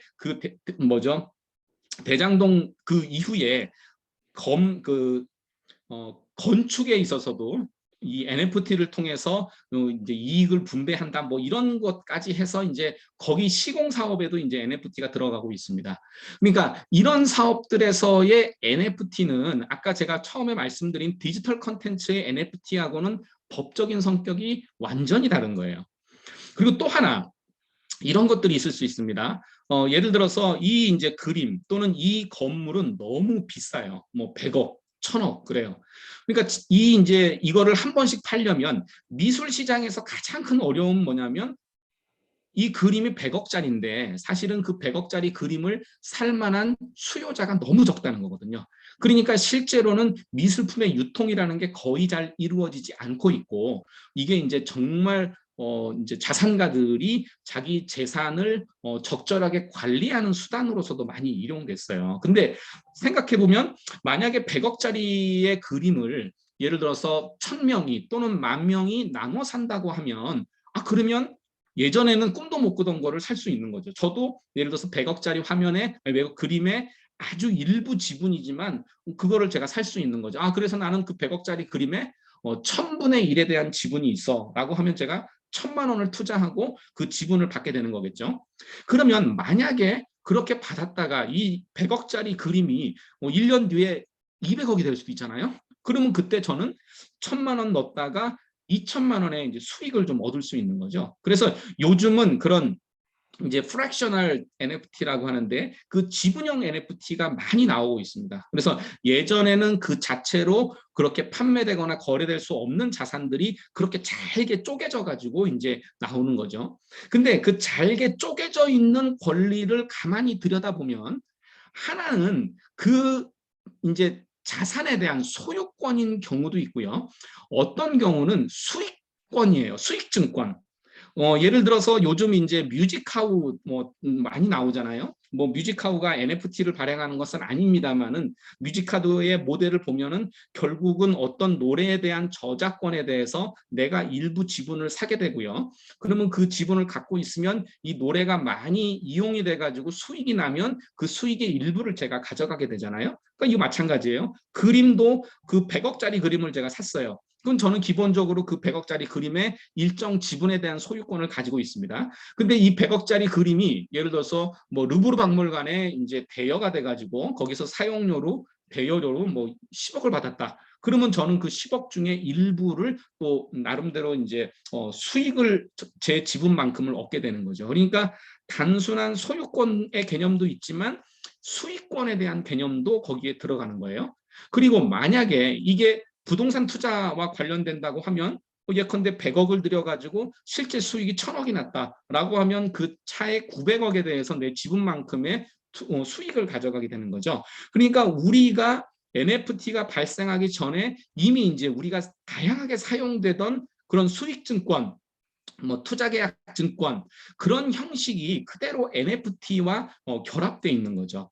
그러니까 NFT의 성격이 복잡하고 어려운 거는 우리가 흔히 권리로서 이렇게 거래되던 모든 것들이 NFT화할 수 있다는 거예요. 주식도 NFT화할 수 있고 부동산 소유권도 NFT화할 수 있고 예컨대 그림도 NFT화할 수 있고 뭐 그냥 일반적인 계약상의 청구권도 NFT화할 수 있고 그러니까 우리가 NFT다라고 얘기할 때 그 내용은 엄청나게 광범위하기 때문에 우리가 법적인 성격이든 뭘 얘기하든 그거는 다 개별적으로 따져봐야 된다는 거예요. 그래서 이런 전제를 가지고 제가 이제 법적인 부분에 대한 설명을 이제 드려야 되는데 벌써 시간이 이렇게 많이 지났습니다. 제가 좀 말이 많았네요. 그래도 사실은 이제 이런 얘기를 어디 가서 듣기가 사실 쉽지 않습니다. 이게 이제 그렇기 때문에 오늘 조금 시간이 들어도 제가 그런 내용들을 좀 설명을 좀 드릴게요. 자, NFT에 대해서는 이제 다양한 법적인 이슈들이 있습니다. 그 중에 아주 대표적인 몇 가지를 얘기하면 첫 번째는 과연 이 NFT라는 게 기존의 규제 대상이 되던 토큰이나 코인하고 같은 거냐라고 하는 그런 문제가 있습니다. 자, 그거는 제가 뒤에 가서 다시 한번 설명드릴게요. 그리고 NFT라고 하는 것은 과연 토큰에 뭔가 가치가 내재된 거냐 아니면은 그냥 디지털 자산에 뭔가 고유값이 부과된 거냐. 자, 이거는 왜 제가 이런 질문을 드리냐면요. 뒤에 이제 가상자산이라고 하는 그 개념 정의와 관련해서 두 개를 좀 구분해 보려고 그래요. 예를 들어서 제가 예전에 음악을 뭐 얼마든지 다운로드 받아서 사람들하고 매매를 할 수 있었잖아요. 왜냐하면 컴퓨터 파일로 돼 있으니까. 근데 여기 이제 그 음악 파일이라고 하는 것은 잘 보세요. 음악 디지털 파일은 그전에도 우리가 사고 팔고 거래를 했어요. 그죠? 그러면 디지털 파일에다가 내가 NFT를 붙였어요. 그러면 그게 무슨 의미예요? 아까 말씀드린 대로 NFT가 붙으면은 이게 블록체인상의 기록이 되기 때문에 향후에는 내가 이 NFT를 사고 팔 때 그 거래가 언제 이루어졌고 누구에게 이루어졌는지 거래 내역이 기록에 의해서 정확하게 정리가 된다는 거잖아요. 그죠? 그러니까 기존의 음악 파일을 서로 주고받고 판매하던 것은 기존에도 있었는데 내가 거래의 이력을 투명하게 하기 위해서 NFT를 붙였다 그래서 그때부터 거래가 금지된다, 제한된다 라고 하면은 사실은 조금 이해가 안 되는 거예요. 그래서 물론 이제 이게 제가 한 거라고 단정하기는 어렵습니다만은 초창기에는 NFT의 법적인 개념이 워낙 넓다 보니까 이런 것까지도 다 NFT에 의해서 제한된다라고들 많이들 얘기를 했어요. 근데 어느 날 갑자기 이제 고민을 해보니까 이상하다. 왜 예전부터 이런 것들이 다 거래가 됐었는데 이 NFT를 붙인다 그래서 이게 왜 제한돼야 되나 법적으로. 그래서 나름대로 고민을 하다가 이 디지털 컨텐츠에 붙는 이 NFT라고 하는 것은 NFT의 디지털 컨텐츠가 내재돼 있다라고 우리가 이해하기보다는 원래도 거래가 가능했던 디지털 컨텐츠에다가 NFT라고 하는 특정한 고유값이 붙어서 거래되는 것에 불과하기 때문에 이런 디지털 컨텐츠에 대한 거래는 이런 가상자산이나 이런 금융에 대한 규제하고는 이렇게 분리해서 이해해야 된다라고 하는 주장을 제가 용감하게 막 하기 시작했습니다.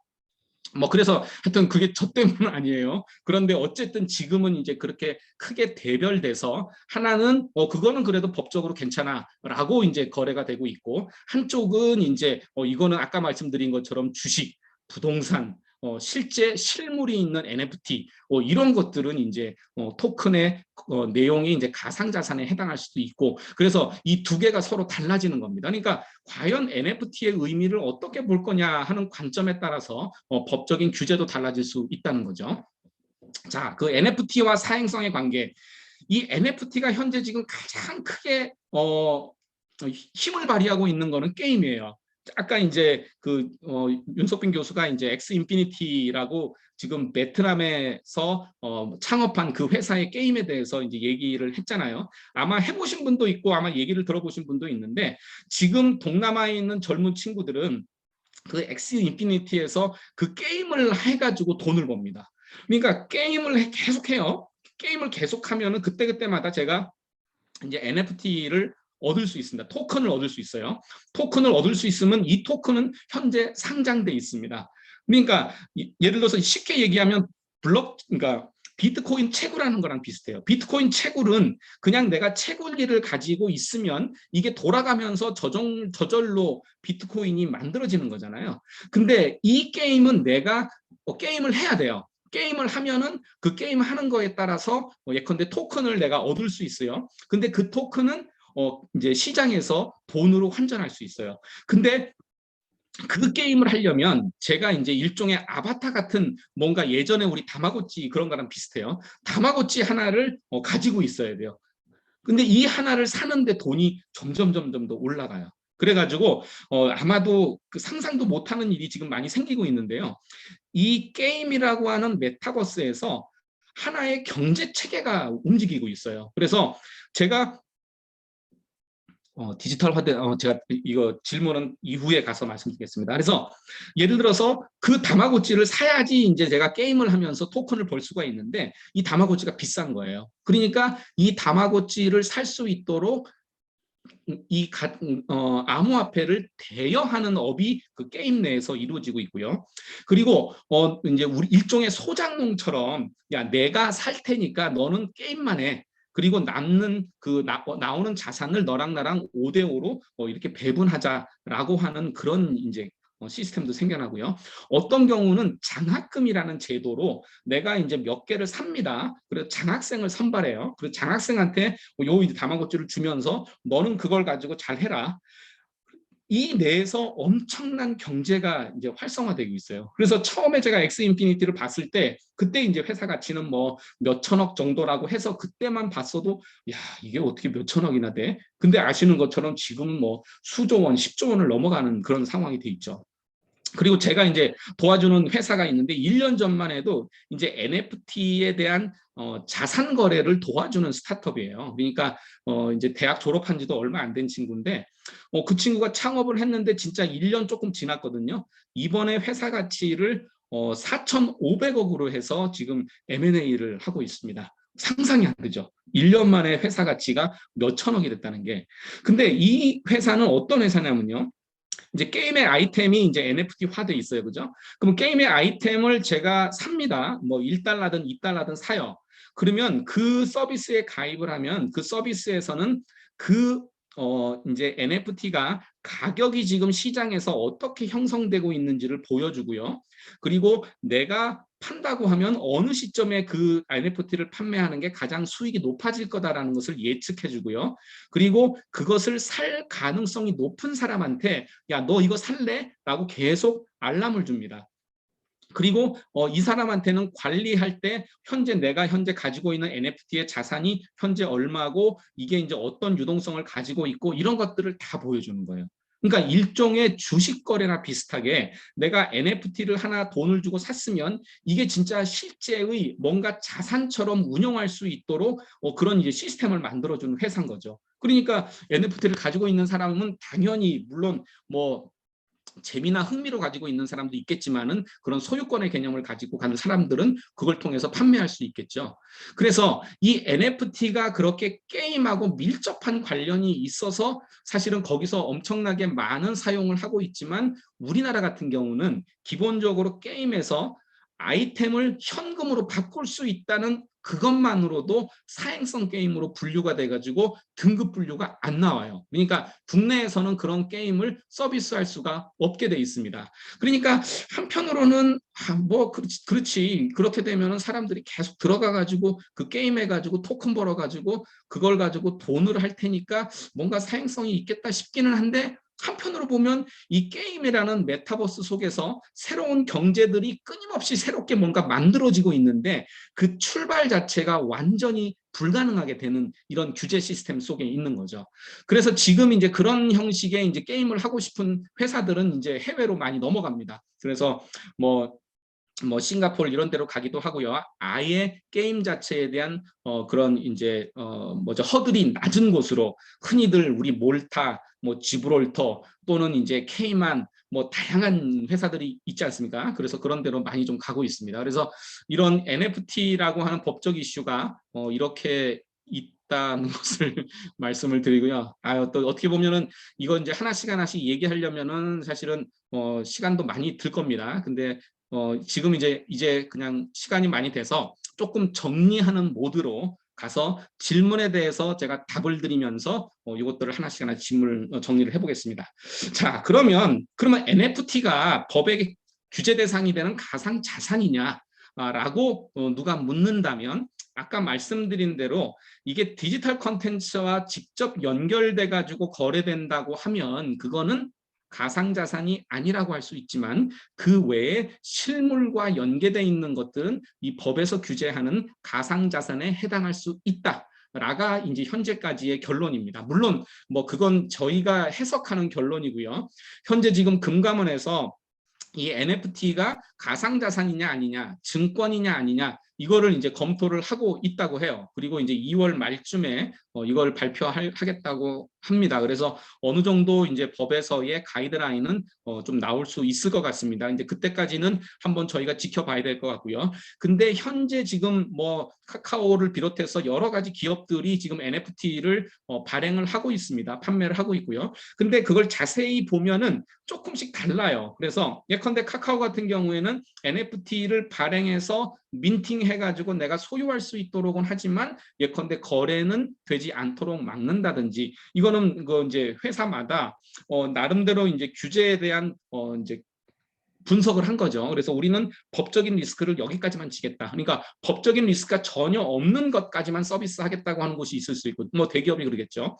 스타트업 같은 경우는 아까 말씀드린 대로 국내에서 안 되는 서비스까지도 해외에 가서 해외에서 이제 그런 서비스를 하는 경우도 있을 수 있고요. 그래서 이 가상자산에 대한 그런 이제 규제는 이렇게 좀 보시면 좋을 것 같습니다. 여긴 뭐 이제 이 가상자산에 대한 규제의 원류는 FATF라 그래서 이제 세계 자금 세탁 방지 기구가 있어요. 여기서 이제 전 세계의 이런 디지털 자산에 대한 규제를 합니다. 왜냐하면 이 디지털 자산이라고 하는 것은 우리가 아는 것처럼 은행이라든지 이런 데를 통해서 거래할 필요가 없어요. 그러니까 누구나 다 이제 가상자산 지갑을 만들 수 있고요. 지갑을 만들 수 있으면 그 사람이 미국에 있든 뭐 싱가포르에 있든 어디나 다 그 가상자산을 전송을 할 수가 있습니다. 그러다 보니까 이제 자금 세탁에 엄청나게 많이 쓰이고 있죠. 이게 그래서 이제 이걸 규제하고 있기 때문에 그래서 이제 결론은 이 FATF에서도 NFT가 이게 법적인 규제가 되는 가상자산에 해당하냐 아니냐에 대해서 가이드라인을 발표를 했는데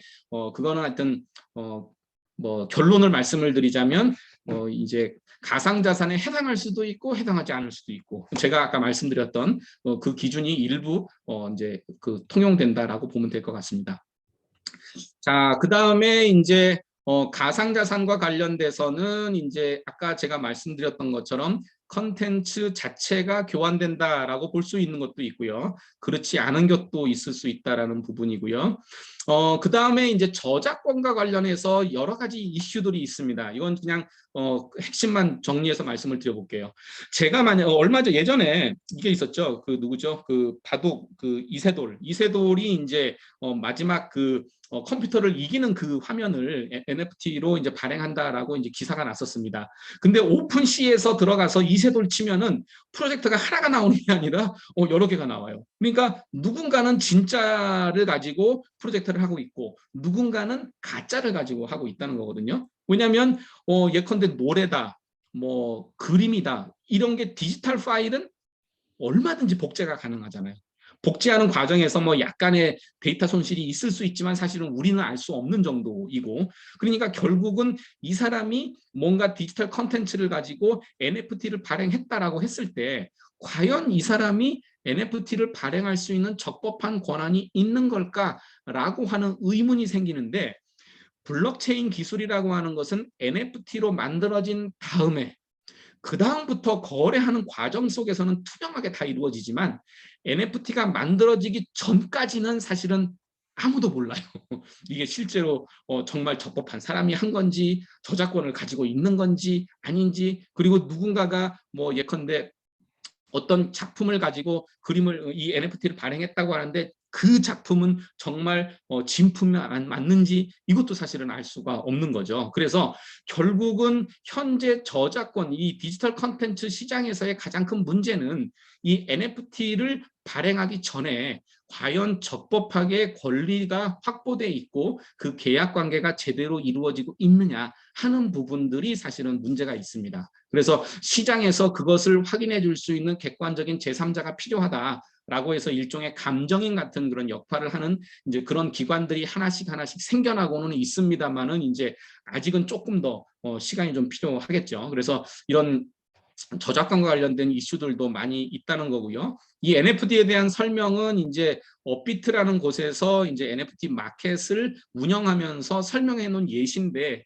이거를 제가 여기 써 놓은 이유는 이제 아까 말씀드린 대로 회사에 따라서는 NFT가 가지고 있는 법적인 제한 때문에 여러 가지 이제 제한 하에 규제 하에 이제 서비스를 하고 있다는 것 좀 설명드리기 위해서 말씀드렸습니다.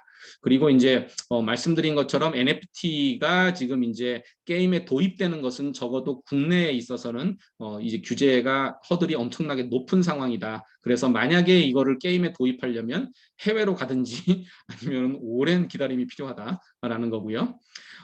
그리고 이거는 뭐 그냥 법적인 얘기이긴 합니다. 그러니까 만약에 내가 NFT를 가지고 거래를 했을 때 그 NFT의 법적인 효력을 어떻게 인정을 할 거냐, 이런 것들이 이제 전자서명이나 이런 것들로 해석될 수 있을까 하는 것들을 이제 법적으로 한번 검토해 본 거고요.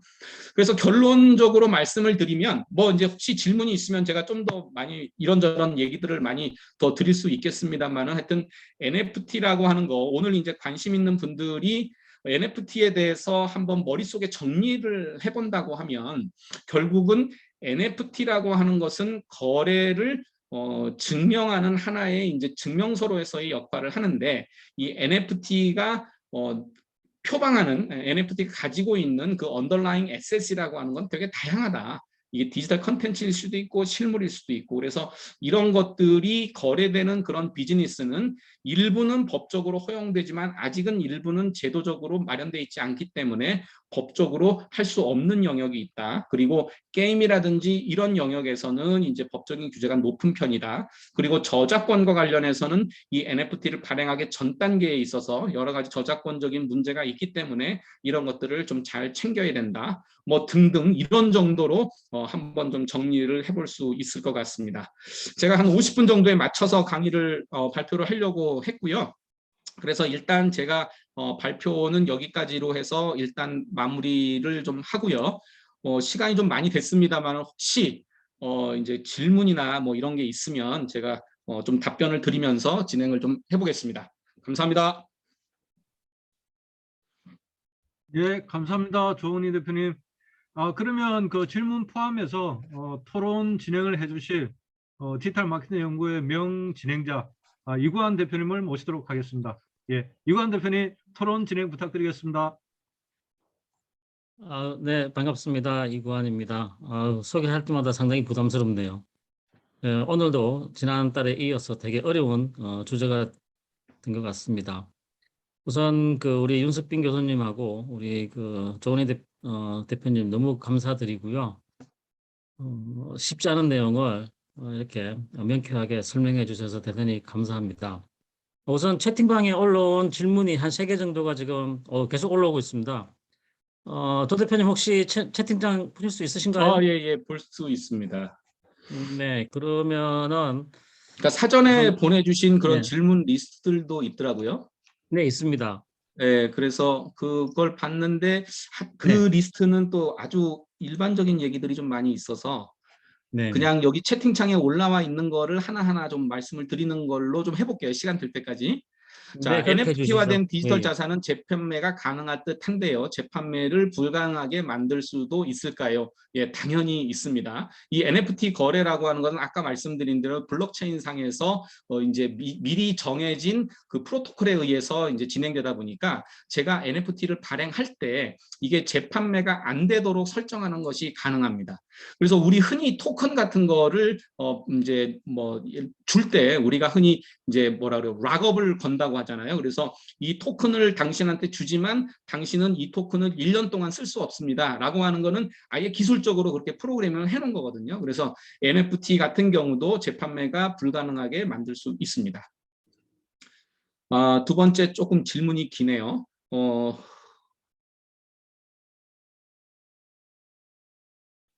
이더리움의 이런 특성으로 인해서 가장 대표적인 MT 마켓인 오픈시의 확장에 대한 제한이 있을 수도 있지 않을까요? 이 시장의 향후 어떻게 될 건지, 투자 관점에서 오픈시에 진입해도 될지. 예, 하여튼 좋은 질문입니다. 현재는 지금 이더리움 기반의 이제 그 NFT 거래가 제일 많다고는 할 수가 있습니다. 근데 이제 이더리움 기반의 가장 큰 장점과 단점을 얘기해 보면, 장점은 이제 많은 사람이 지금 이더리움 기반의 이제 시스템을 쓰고 있기 때문에 거기서 지갑도 만들어져 있고 하다 보니까 이더리움 기반으로 NFT를 발행하게 되면은 이 이더리움 기반의 그런 이제 거래 시스템들, 뭐 지갑 서비스라든지 이런 것들을 동일하게 쓸 수 있기 때문에 훨씬 더 접근 가능성이 큰 반면에 이더리움 기반 같은 경우에는 트랜잭션마다 이제 가스피를 내야 되기 때문에 그 가스피에 대한 부담이 있어요. 그래서 최근 들어서는 이제 이더리움 말고 다른 프로토콜에서 이제 그 NFT를 발행하고 거래하도록 하는 것들이 지금 계속 생기고 있습니다. 그래서 이거는 이제 뭐 여러 가지 이제 얘기가 있죠. 이더리움이 곧 이제 하드 포크 해가지고 조금 더 스마트 컨트랙트의 기능이 가능한 것이 뭐 나올 거다라는 얘기도 있고, 이더리움 재단 자체에서도 이런 것들을 계속 개발하고 있고, 이제 새로운 프로토콜 메인넷을 통해서 이제 NFT가 거래되고 있고, 이렇게 하다 보니까 이런 것들은 한번 종합적으로 봐야 될 거고요. 또 지금 나오는 새로운 서비스들은 보면은 여러 프로토콜, 여러 메인넷에 있는 NFT를 그냥 그러니까 전체 멀티넷으로 해가지고 거래할 수 있도록 하는 그런 시스템도 개발되고 있습니다. 그래서 어떻게 발전될지는 잘은 모르겠습니다. 이 네, 정도로 답변 예. 예, 대표님 그 질문이랑 같이 아마 연계될 것 같은데, 예. 실제적으로 이제 NFT라는 게 이제 발행되는 블록체인에 따라서 조금 가치도 다를 수 있고 생태계가 달라질 수도 있지 않습니까? 그죠? 예. 뭐 그러면은 충분히 그럴 수 있을 것 같습니다. 그러면은 실제 이제 투자하는 분들 입장에서는 저런 그 NFT가 어디에서 발행이 되고 뭐 하는 그런 그 자체 생태계에 대한 그 궁금증이 되게 많을 것 같은데, 뭐 최근에 떠오르는 그런 그 새로운 그런 뭐 NFT 전문, 예를 들면 뭐 그런 블록체인이라든가 이런 그런 플랫폼이 있을까요? 플랫폼으로서 뭐 아직은 이더리움에 필적할 만한 플랫폼이 생겼다라고 보기는 좀 어렵고요. 근데 이렇게 네네. 생각해 보시면 될 것 같아요. 이더리움에 대한 수요는 계속 많아지고 있습니다. 그러니까 상대적으로 보면 그러면 내가 이더리움을 사면 이게 점점 더 많아지니까 이더리움의 가치는 당연히 올라가지 않을까라고 생각하는데, 사실은 이더리움의 가치는 비트코인의 가치하고 비슷하게 지금 계속 움직이고 있단 말이에요. 그러니까 이게 이제 그 시점을 어떻게 보고 판단할 거냐. 그러니까 어떤 분들은 이거 이더리움은 결국은 향후에는 다른 메인넷하고 교체될 가능성이 많기 때문에 결국은 가치가 떨어질 가능성이 높다라고 보시는 분도 있고, 한 분은 지금과 같이 NFT 마켓이 활성화되면 결국은 이더리움 기반의 서비스들이 많이 늘어날 수밖에 없고, 트랜잭션이 계속 일어나면은 이제 이더가 캐스피로 사용돼야 되기 때문에 결국은 가치가 더 올라갈 거다라고 하는 예측도 있고, 그러니까 이제 완전히 두 개의 상반된 예측들이 이제 전문가들 사이에서 있다 보니까 뭐 저도 뭐 그런 기술적인 전문가는 아니라서 정확하게 말씀드리기는 어렵습니다만은, 근데 사실은 이런 건 있는 것 같아요. 제가 이제 그 전부터 그러니까 예컨대 이더가 몇천 원 할 때부터 사실 지금까지 이제 이런 블록체인 서비스를 계속 옆에서 보면서 느꼈던 거는 이거를 살려면은 초기에 사야 되는구나 하는 그런 생각을 좀 했습니다. 그래서 그 얘기는 뭐 이걸 투자하라 그러는 게 아니고요.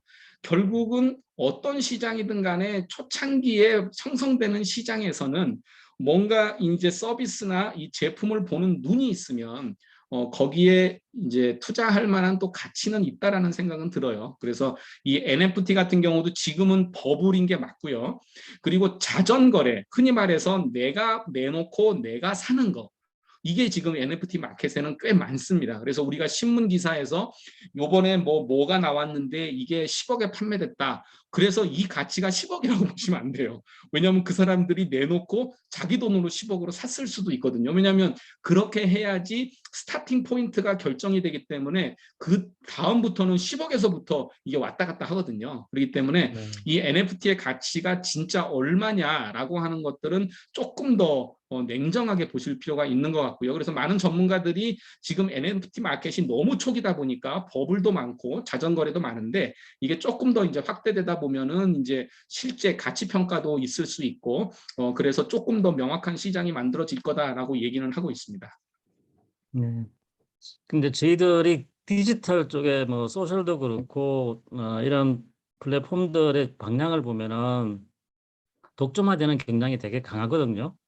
아까 그 윤석빈 교수님도 얘기를 하면서 이제 슈퍼 앱이라든가 뭐 그 수퍼 앱 또는 뭐 수퍼 플랫폼 얘기를 했었는데 지금 저희들이 바라보는 예를 들면 뭐 그 블록체인이라든가 그 어플리케이션들 많이 돌아가고 하는 게 이더리움이 많지 않습니까, 그죠? 예. 그럼 NFT도 그렇고 실제 메타버스랑 같이 결합을 시키면은 이제 메타버스도 하나의 플랫폼이 될 거고 그 네. NFT도 하나의 플랫폼이 되면은 그 두 개가 같이 결합이 되어서 어떤 그런 그 경제적 독점력을 갖는 그런 그 플랫폼의 출현도 가능할 거라고 보세요. 사실은 어떻게 보면 이제 페이스북이 네. 그런 이제 도전을 했던 거죠. 리브라라는 나름대로의 토큰을 만들어서 자기가 생각하는 그런 이제 메타버스 세상 속에서의 새로운 경제를 만들어 보고자 사실은 했었는데 여기에 가장 큰 도전은 사실은 정부예요. 중앙은행. 왜냐하면 이 디지털 이 자산이라고 하는 게 아까 말씀드린 대로 이런 자금 세탁이라든지 여러 가지 이런 이제 불법적인 요소가 있다라는 게 하나가 있고 두 번째는 이 시장이 커지면 커질수록 금융적인 통제가 정부 쪽에서는 어렵다 보니까 이것을 어떻게든지 규제권 내에서 다루어야겠다라는 그런 생각을 좀 하고 있습니다. 그래서 이게 NFT 시장도 사실은 토큰 시장으로 넓게 본다고 하면 이것들은 정부에서 어떻게든지 이제 관여하고 규제를 하고 있는 영역이기 때문에 이게 급속하게 독점화되지는 않을 거라고 보고요. 그리고 어느 정도는 지금 CBDC 그러니까 디지털 화폐들이 계속 나오면서 여기서 이제 경쟁을 이룰 거기 때문에 제가 보기에는 오히려 NFT의 시장이 어떤 독점화된다기보다는 이런 메타버스라는 그런 플랫폼 자체가 뭔가 크게 형성이 되면서 그게 독점화가 이루어지면 거기에 부수해서 이제 그런 이런 토큰이나 NFT의 서비스도 조금 더 독점화될 수 있지 않을까라는 생각이 듭니다만은 저는 이제 이 NFT나 토큰은 금융과 관계되기 때문에 독점이 쉽지는 않겠다라고 생각을 합니다. 네. 그 저희들 지금 많은 분들이 그 아마 마케터 관점에서 이런 것들을 바라볼 것 같은데요.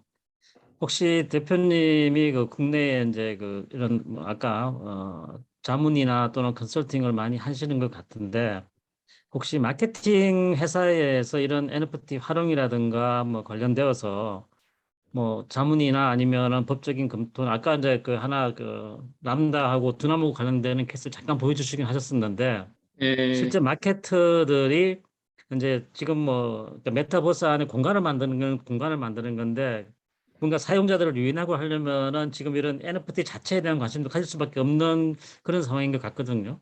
예. 그러니까 뭐 그런 거를 할 때 혹시 뭐 그 자문이나 아니면 컨설팅 하신 사례가 이런 게 있으면은 조금 공유해 줄 수 있으실까요? 그러니까 지금 이제 NFT를 마케팅 관점에서 사용하는 거는 사실은 되게 이제 심볼릭해요. 그러니까 네. 뭐냐면 그러니까 이 NFT의 어떤 이제 재산적 가치라기보다는 우리의 이런 이제 마케팅 활동이 되게 트렌디하다라는 거를 보여준다는 정도의 사실은 이제 활동인 것 같고요. 근데 이제 그런 것이 이제 그게 의미가 있으려면 조금 더 한 단계 의미가 있으려면 이게 단지 그냥 어떤 상징적인 의미에서 우리가 NFT를 가지고 뭔가 마케팅을 했다라고 머물면 안 되고 결국은 그 다음 단계, 그러니까 소비자가 그 NFT를 뭔가 받았을 때 그게 향후에 어떻게 활용될 수 있겠다라고 하는 그 다음 단계까지를 나가야 되는데 이 그 다음 단계까지를 나가려면 결국은 이제 내가 사용하는 NFT가 뭔가 이제 이 NFT 생태계 내에서 동작할 수 있는 NFT여야 되거든요. 그래서 그거는 제가 생각하기에는 이제 만약에 그쪽에 조금 더 관심 있는 분들이라면 현재 이 NFT 마켓을 조금 더 리드해 가고 있는 곳들을 좀 보실 필요가 있어요. 이거는 뭐 카카오도 마찬가지고요. 뭐 위믹스도 마찬가지고 위메이드도 마찬가지고요. 그렇게 가는 곳들이 예컨대 이것을 어떻게 활용하고 있는지 그리고 이제 NFT가 가장 많이 쓰이는 곳 중에 하나가 아까 말씀드린 대로 게임과 관련된 이런 인더스트리가 많이 쓰고 있기 때문에 그래서 이런 게임적인 요소들이 마케팅에서 어떻게 활용될 거냐 하는 부분들도 고민해 보시면 좋을 것 같습니다. 그래서 예전에는 요즘은 이제 게이미피케이션이라는 표현을 많이 써요. 게이미피케이션이 뭐냐면 그냥 요즘은 그냥 모든 거를 게임화하는 거죠. 왜냐하면 사람들이 옛날에는 뭐 게임은 게임이고 내 삶은 삶이고 경제는 경제였는데 요즘은 모든 것이 게임화돼 있어가지고 그냥 예컨대 걸으면은 걷는 사람한테 1km 걸을 때마다 뭐 코인 얼마 주고 하잖아요. 그러니까 내가 어떻게 보면 운동을 하는 것도 일종의 게임처럼 열심히 운동을 하면 그거에 대한 대가를 받고 그러니까 마케팅 활동도 결국은 예전과 같이 이제 어떤 특정한 행위에 참여하면은 그냥 그거에 대한 대가 주고가 아니라 마케팅 활동 자체가 뭔가 게이미피케이션이 돼서 게임화돼서 사람들의 관심을 새롭게 끌어야 되는 게 어떻게 보면 NFT를 도입하는 가장 근본적인 인프라가 아닐까라는 생각은 듭니다. 네. 그 국내에서 최근에 그 이제 위믹스라든가 뭐 이런 데에서 뭐 플레이 투 언 형태로 해서 예. 실제적으로 이제 게임 플레이를 하면은 뭔가를 주어지고 그걸 가지고 다시 이제 그 뭐 시장에서 거래할 수 있는 그런 서비스로서의 어떤 그런 부분들은 좀 나오고 있는 것 같은데 예. 마케팅 쪽에서도 마케팅 액티비티에 대해서 뭔가 보상을 주고 뭐 그런 그렇죠. 것들을 그렇죠. 도입하면 좋겠다는 말씀이신 거죠? 하여튼 그걸 포함하는 개념입니다. 그러니까 결국은 네네. 마케팅에, 그러니까 소비자들이 참여하는 것이 이제 어떤 게 게임스럽게 참여할 수 있도록 하는 게 결국은 더 많은 이제 효과를 가져온다라는 거고 현재 NFT에 대한 그런 많은 젊은 사람들의 관심이 결국은 거기에 놓여 있다라고 보는 거죠. 네. 그 김상환님이 보내주신 질문을 보면은 이제 예. 국내 NFT 마켓의 예시와 투자에서의 국내 시장을 어떻게 판단하시는지요라는 질문이 있거든요. 이거는 아까 말씀드린 대로 국내 NFT 마켓은 현재는 법적인 규제가 있다 보니까 국내 NFT 마켓은 디지털 컨텐츠하고 연계되어 있는 NFT 마켓으로 한정돼 있습니다. 그러니까 이 네. 시장은 뭐 그렇게 폭발적으로 성장할 수 없는 시장이에요. 예를 들어서 제가 뭐 디지털 컨텐츠를 이제 뭐 10억에 아니 너무 비싸니까요. 뭐 100만 원에 샀다 그러면 이 디지털 컨텐츠가 100만 원짜리가 1000만 원이 되는 건 쉽지 않거든요. 근데 이제 이 NFT 마켓에서 정말 경제적으로 동작하는 거는 아까 대표님 말씀하신 대로 플레이 투 언이라는 게임이든지 뭔가 그러니까 두 개를 대별해 보면요. 우리나라 같은 경우는 디지털 컨텐츠와 연계되어 있는 NFT 마켓이 사실은 대부분이에요. 근데 이 NFT 마켓이 제대로 동작하면서 뭔가 경제적인 이익과 연결되는 해외 시장들은 대부분 다 금융입니다. 금융이라는 건 뭐냐면 결국 내가 이걸 통해서 돈을 벌고 이게 다시 유통되고 하는 그런 시스템을 통해서 이제 만들어지는 시장이다 보니까 이 두 개 시장이 조금 성격이 다른 거예요. 포커스도 좀 다르고. 그래서 국내 시장에 대해서는 현재 결론적으로 말씀을 드리면 디지털 컨텐츠와 연계돼 있기 때문에 우리나라 시장은 아직은 이제 NFT 시장의 관점에서는 그냥 초창기에 머물고 있고요. 그 이상은 나갈 수가 없는 게 이제 법적인 규제 때문에 사실은 그 이상은 나갈 수가 없는 상황이고 실제로 우리가 보는 그런 NFT 이코노미는 이제 해외에서 조금 더 자유롭게 이루어지는 플레이 투 언이라는 게임이 얼마든지 자유롭게 이루어질 수 있는 곳에서 다양하게 형성되고 있다. 그래서 지금 이쪽을 좀 더 깊이 있게 보시는 분들은 국내 시장보다는 이제 해외 시장이 어떻게 지금 움직이고 있는지를 보시는 게 더 도움이 많이 되실 것 같습니다. 그 아까 대표님도 얼핏 말씀을 하셨는데 이제 NFT를 바라보는 시각하고 코인을 바라보는 시각하고는 예를 들면은 NFT 같은 경우에는 그 자산에 대한 일종의 그 디지털 문서 뭐 예를 들면 그런 거라고 예를 들면 이제 오프라인으로 보자면은 부동산에 대한 부동산 증권 권리증 뭐 네, 이런 거다라는 얘기를 많이 하는 그런 그 뭐 흐름이 하나가 있고 또 한쪽은 이제 코인이라고 해서 실제로 거래가 되면서 가치가 올라가고 하는 뭐 그런 접근성에 대한 얘기가 좀 더 쉬운 그런 부분들이 네, 있잖아요. 아까 이제 바라보시면서도 그 NFT를 자산으로 볼 거냐 말 거냐 뭐 이런 부분들을 말씀을 하셨는데 제가 아까 들으면서 조금 이제 궁금했던 거는 그러면은 특검법에서 정의하고 있는 그 가상자산이라고 하는 범위가 뭐 저희들은 보통 이렇게 보면은 이게 코인 위주로 이루어지는 뭐 특검법이 그걸 지금 타겟으로 하고 있지 않나 또 화폐를 네, 지향하는 또 그 네, 어떤 거래 단위로서 그 뒤에 숨어 있는 뭐 비즈니스 로직이나 뭐 이런 부분들에 대한 것들로 바라보는 시각이 가상자산이고 지금 NFT 같은 경우에는 어떻게 보면 실물적인 자산이 형태로 존재하는 거지 않습니까? 그죠? 네, 네, 네, 그래 본다면은 특검법에서 주장하고 있는 가상자산과 가상자산이 정확하게 NFT 아까 뭐 설명을 좀 듣긴 했습니다만 네, 여전히 아직까지도 좀 궁금한 게 그러니까 특검법에서 얘기하는 가상자산과 NFT를 지금 다르게 생각을 해야 되는 그런 관점에 대해서 조금만 더 부연 네. 설명을 해주시면 좋겠습니다. 예. 그러니까 특근법에서 말하는 가상자산의 개념은 크게 세 가지를 가지고 있어요. 첫 번째는 경제적인 가치가 있어야 되고요. 두 번째는 전자적으로 이전할 수 있어야 되고요. 세 번째는 뭔가를 징표하고 있어요. 이 세 가지 요건이 되면은 특근법에서 말하는 가상자산에 해당이 됩니다. 그러면 NFT를 놓고 보면 NFT가 경제적인 가치가 있는 거 맞죠? 두 번째, NFT가 전자적으로 이전될 수 있는 것도 맞아요. 그죠? 그럼 세 번째, NFT가 뭔가 권리나 이런 이제 소유를 징표하냐, 레프레젠테이션 하냐라고 하는 요 관점 때문에 제가 아까 말씀드린 대로 여러 가지 고민을 했던 거예요. 그러니까 이 특근법에서 말하는 가상자산이라는 개념은 우리 대표님 말씀하신 것처럼 뒤에 어떤 비즈니스 모델을 갖고 있는지 아닌지 예컨대 뒷단에 어떤 권리가 있는지 아닌지 이거하고 사실은 관련 없이 정의가 이루어진 거거든요.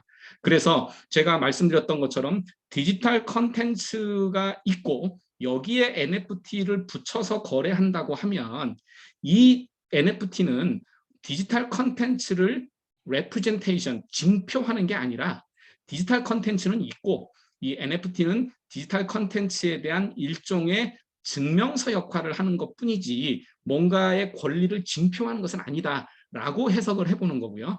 그 대신에 NFT가 만약에 실물하고 연계돼 있으면 NFT를 서로 사고 파는 게 이 실물을 사고 파는 것과 같은 법적인 효과를 가져와야 되다 보니까 당연히 이 NFT는 식물에 대한 권리를 징표하게 되는 거죠.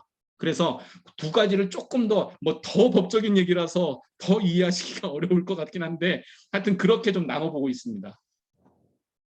네, 그 대표님 말씀을 들어보고 제가 기존에 알았던 NFT는 오히려 세 번째 정의에 예, NFT가 그 일종의 그 디지털 자산 권리증이다 이런 얘기를 계속 많이 예, 들었었거든요. 예, 그런데 이제 그 대목이 약간 애매한 거네요. NFT 자체에 맞습니다. 대한 게. 예, 예. 예.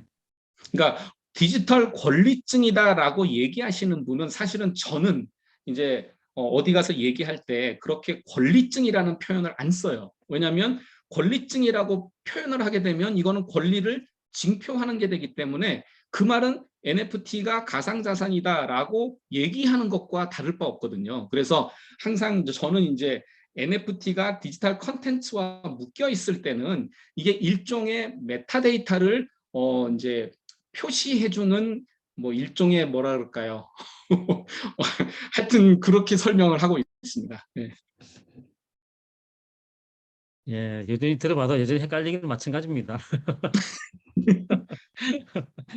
네, 그 우리 박준영님이 주신 질문이 있는데요. 예, 그 이제 실제 이제 블록체인을 연계하면서 뭐 아까 이제 말씀하신 DID 나오고 난 다음에 또 디파이라고 해서 금융 쪽으로 상당히 많이 지금 하고 예, 있는 프로젝트도 많고 그런 것 같아요. 그러면서 이제 실물 자산과 연결된 좀 NFT가 다시 또 이제 뭐 그런 연결고리로 또 주목을 받고 있는데 어, 개인적으로 가장 비전이 있는 부분이 어느냐라고 지금 물으시는데 제가 볼 때는 뭐 디파이나 또는 뭐 NFT나 이런 쪽하고 약간 금융 쪽이냐 아니면 자산 뭐 표현하는 이런 쪽이냐에 대한 얘기 같아요. 그래서 뭐 대표님 생각 어떠신지요? 예.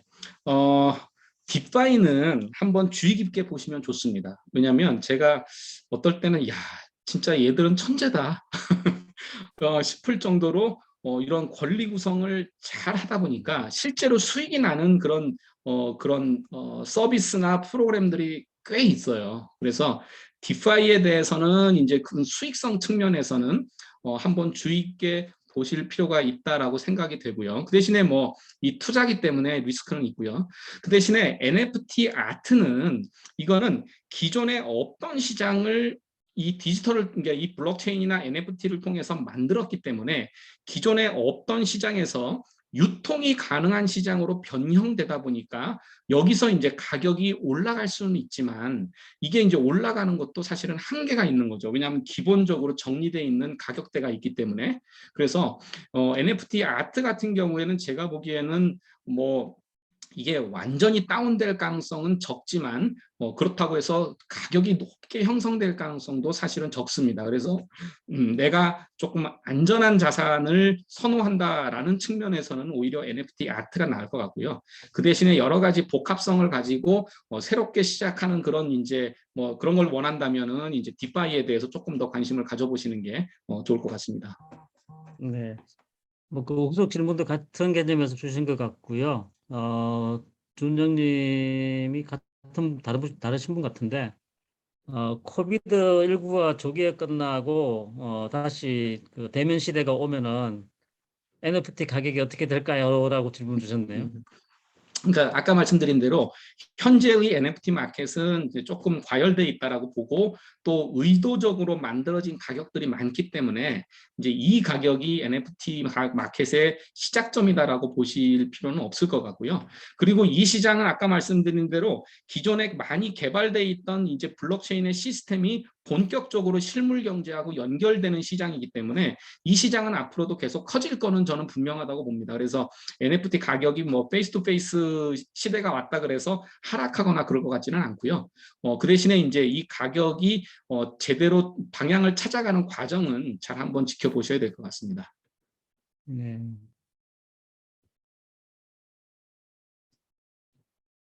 제가 지금 그 먼저 사전 질문 주신 부분들 것도 다 다시 검토를 하고 있는데 대부분 다 답변을 아까 설명하시면서 많이 주신 것 같아요.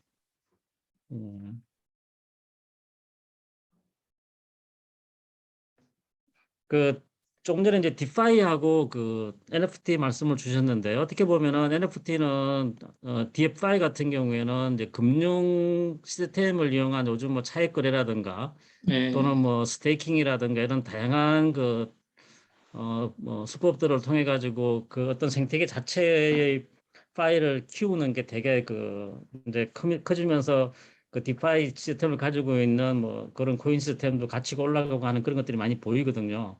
네, 그런데 이제 NFT 같은 경우에는 뭐 지금 저희들이 계속 얘기를 하고 있습니다만은 일종의 뭐 그게 디지털 컨텐츠가 됐든 아니면 아트에 대한 그 뭐 어떤 메타버스를 표현하는 그런 것이 됐든 그것 자체는 그것 자체로서 뭔가 유통이 되지 않으면은 가치 체계가 조금 지속될 수 있는가에 대한 그 의문이 존재하는 것 같습니다. 여기 지금 그 저희들이 받은 질문 쪽에도 실제적으로 NFT의 어떤 가치가 지속될 수 있는 그런 메커니즘, 그게 과연 있을 수 있겠는가 이런 질문이 있거든요.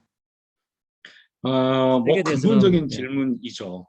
네, 네, 근데 이제 NFT가 아까 말씀드린 것처럼 코인이나 토큰하고 다른 거는 이게 가치가 얼마든 간에 뭔가 가치 있는 게 붙어는 있다는 거거든요.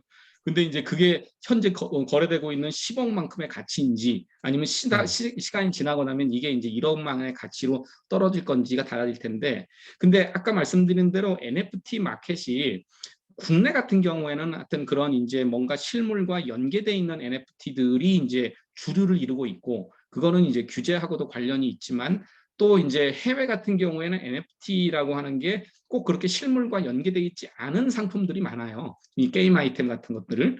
그렇기 때문에 그런 것들은 사실은 이제 이런 디파이하고 얼마든지 연계될 수 있는 시장이다 보니까 이제 그 두 개가 얼마든지 결합해서 이제 새로운 상품들, 금융 상품들이 나올 수 있고 또 지금도 많이 나오고 있죠. 네. 이 모든 게 다 불확실한 세상이군요. 네, 근데 하여튼 관심을 가져보고 해보는 건 좋을 것 같고요. 그리고 네. 하여튼 이제 뭐 요즘 여러 가지 많은 얘기들이 있지만 대표적인 서비스들을 한번 자세히 보면서 거기서부터 이제 출발해서 하나씩 조금 이제 팔로우를 하다 보면 또 그런 또 좋은 기회들이 있지 않을까라는 생각은 듭니다. 네. 예, 시간이 뭐 많이 흘러서 우리 조은희 대표님이 긴 시간 또 강의도 해주시고 그리고 또 질문도 Q&A도 다 이렇게 잘 해주신 것 같습니다. 혹시 뭐 대표님 클로징 멘트를 좀 부탁드려도 될까요? 예. 하여튼 여기는 제주의 푸른 밤입니다. 네, 하여튼 이 늦은 밤에 이렇게 또 온라인 통해서 뵐 수 있게 돼서 너무 반갑고요. 그리고 하여튼 이 NFT라는 게 사실은 새로운 시장이고 새로운 마켓이고 새로운 기술인 것 같아요. 그래서 저희도 마찬가지지만 마케팅이든 뭐든 뭔가 이제 그 영역에서 새로운 인사이트를 받고 새로운 기회들을 만들어내는 거는 또 이 이제 산업이 어떻게 트렌디하게 흘러가는지를 또 보는 것과도 밀접하게 관련이 있는 것 같아서 하여튼 네. 좋은 기회에 또 뵐 수 있으면 좋겠습니다. 감사합니다. 네, 대표님 감사드리고요. 마지막 한마디로 지금 여기 이제 마케팅 분들이 많으신데 NFT 공부는 어디에서 출발하면 좋을까요? NFT 공부는 오픈시에 들어가셔가지고요. 회원 가입을 하시고 그 다음에 오픈시에서 아주 저렴한 NFT를 한번 구매해 보시는 것부터 하시면 좋습니다. 그러려면 사실은 이제 지갑도 만들어야 되고요. 뭐 이런 절차들을 한 번씩 해보고, 만약에 제가 이제 뭔가 컨텐츠를 가지고 있다라고 하면 오픈시에서 민팅도 한번 해보세요. 그러면 그게 사실은 기사를 보는 것보다도 훨씬 더 도움이 많이 됩니다. 네, 직접 체험해 봐야 된다는 말씀을 알겠습니다. 예. 네, 마이크를 우리 신원수 부회장님한테 넘기도록 하겠습니다. 예, 감사합니다. 오늘 좀 열정적으로 이게 발표해 주시고 그 질의응답 여러 가지로 해주셔서 조은희 대표님과 윤석빈 대표님께 정말 감사 말씀드립니다.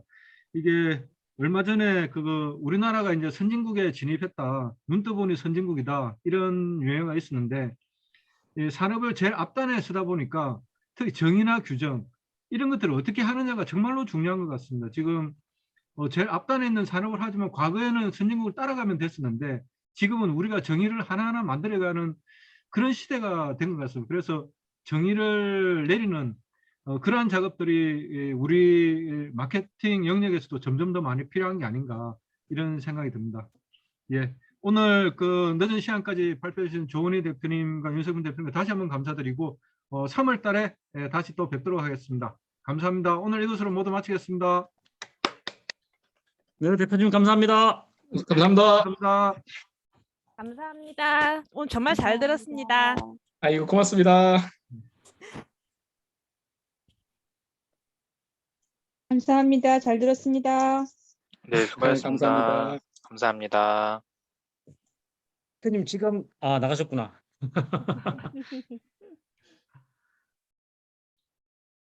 운영위원분들 수고 많으셨습니다. 예, 감사합니다. 고생 많으셨어요. 오늘 네. 사람들도 많아가지고. 수고 많으셨습니다. 제가 예, 이재현 일단- 대표님 감사합니다. 이재현 대표님 덕분에 이번 달 이게 성황리에 진행된 것 같습니다. 이재현 대표님. 네, 고생 많으셨습니다. 짱입니다. 예. 네, 고생하셨습니다.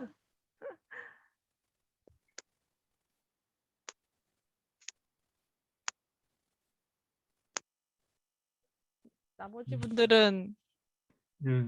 다 자리에 안 계신가 봐요. 저희가 방을 마무리하는 게 좋겠습니다. 예, 그러면 이걸로 그거 방을 마무리하도록 하겠습니다. 오늘 고생 감사합니다. 많으셨습니다. 수고 많으셨습니다. 네.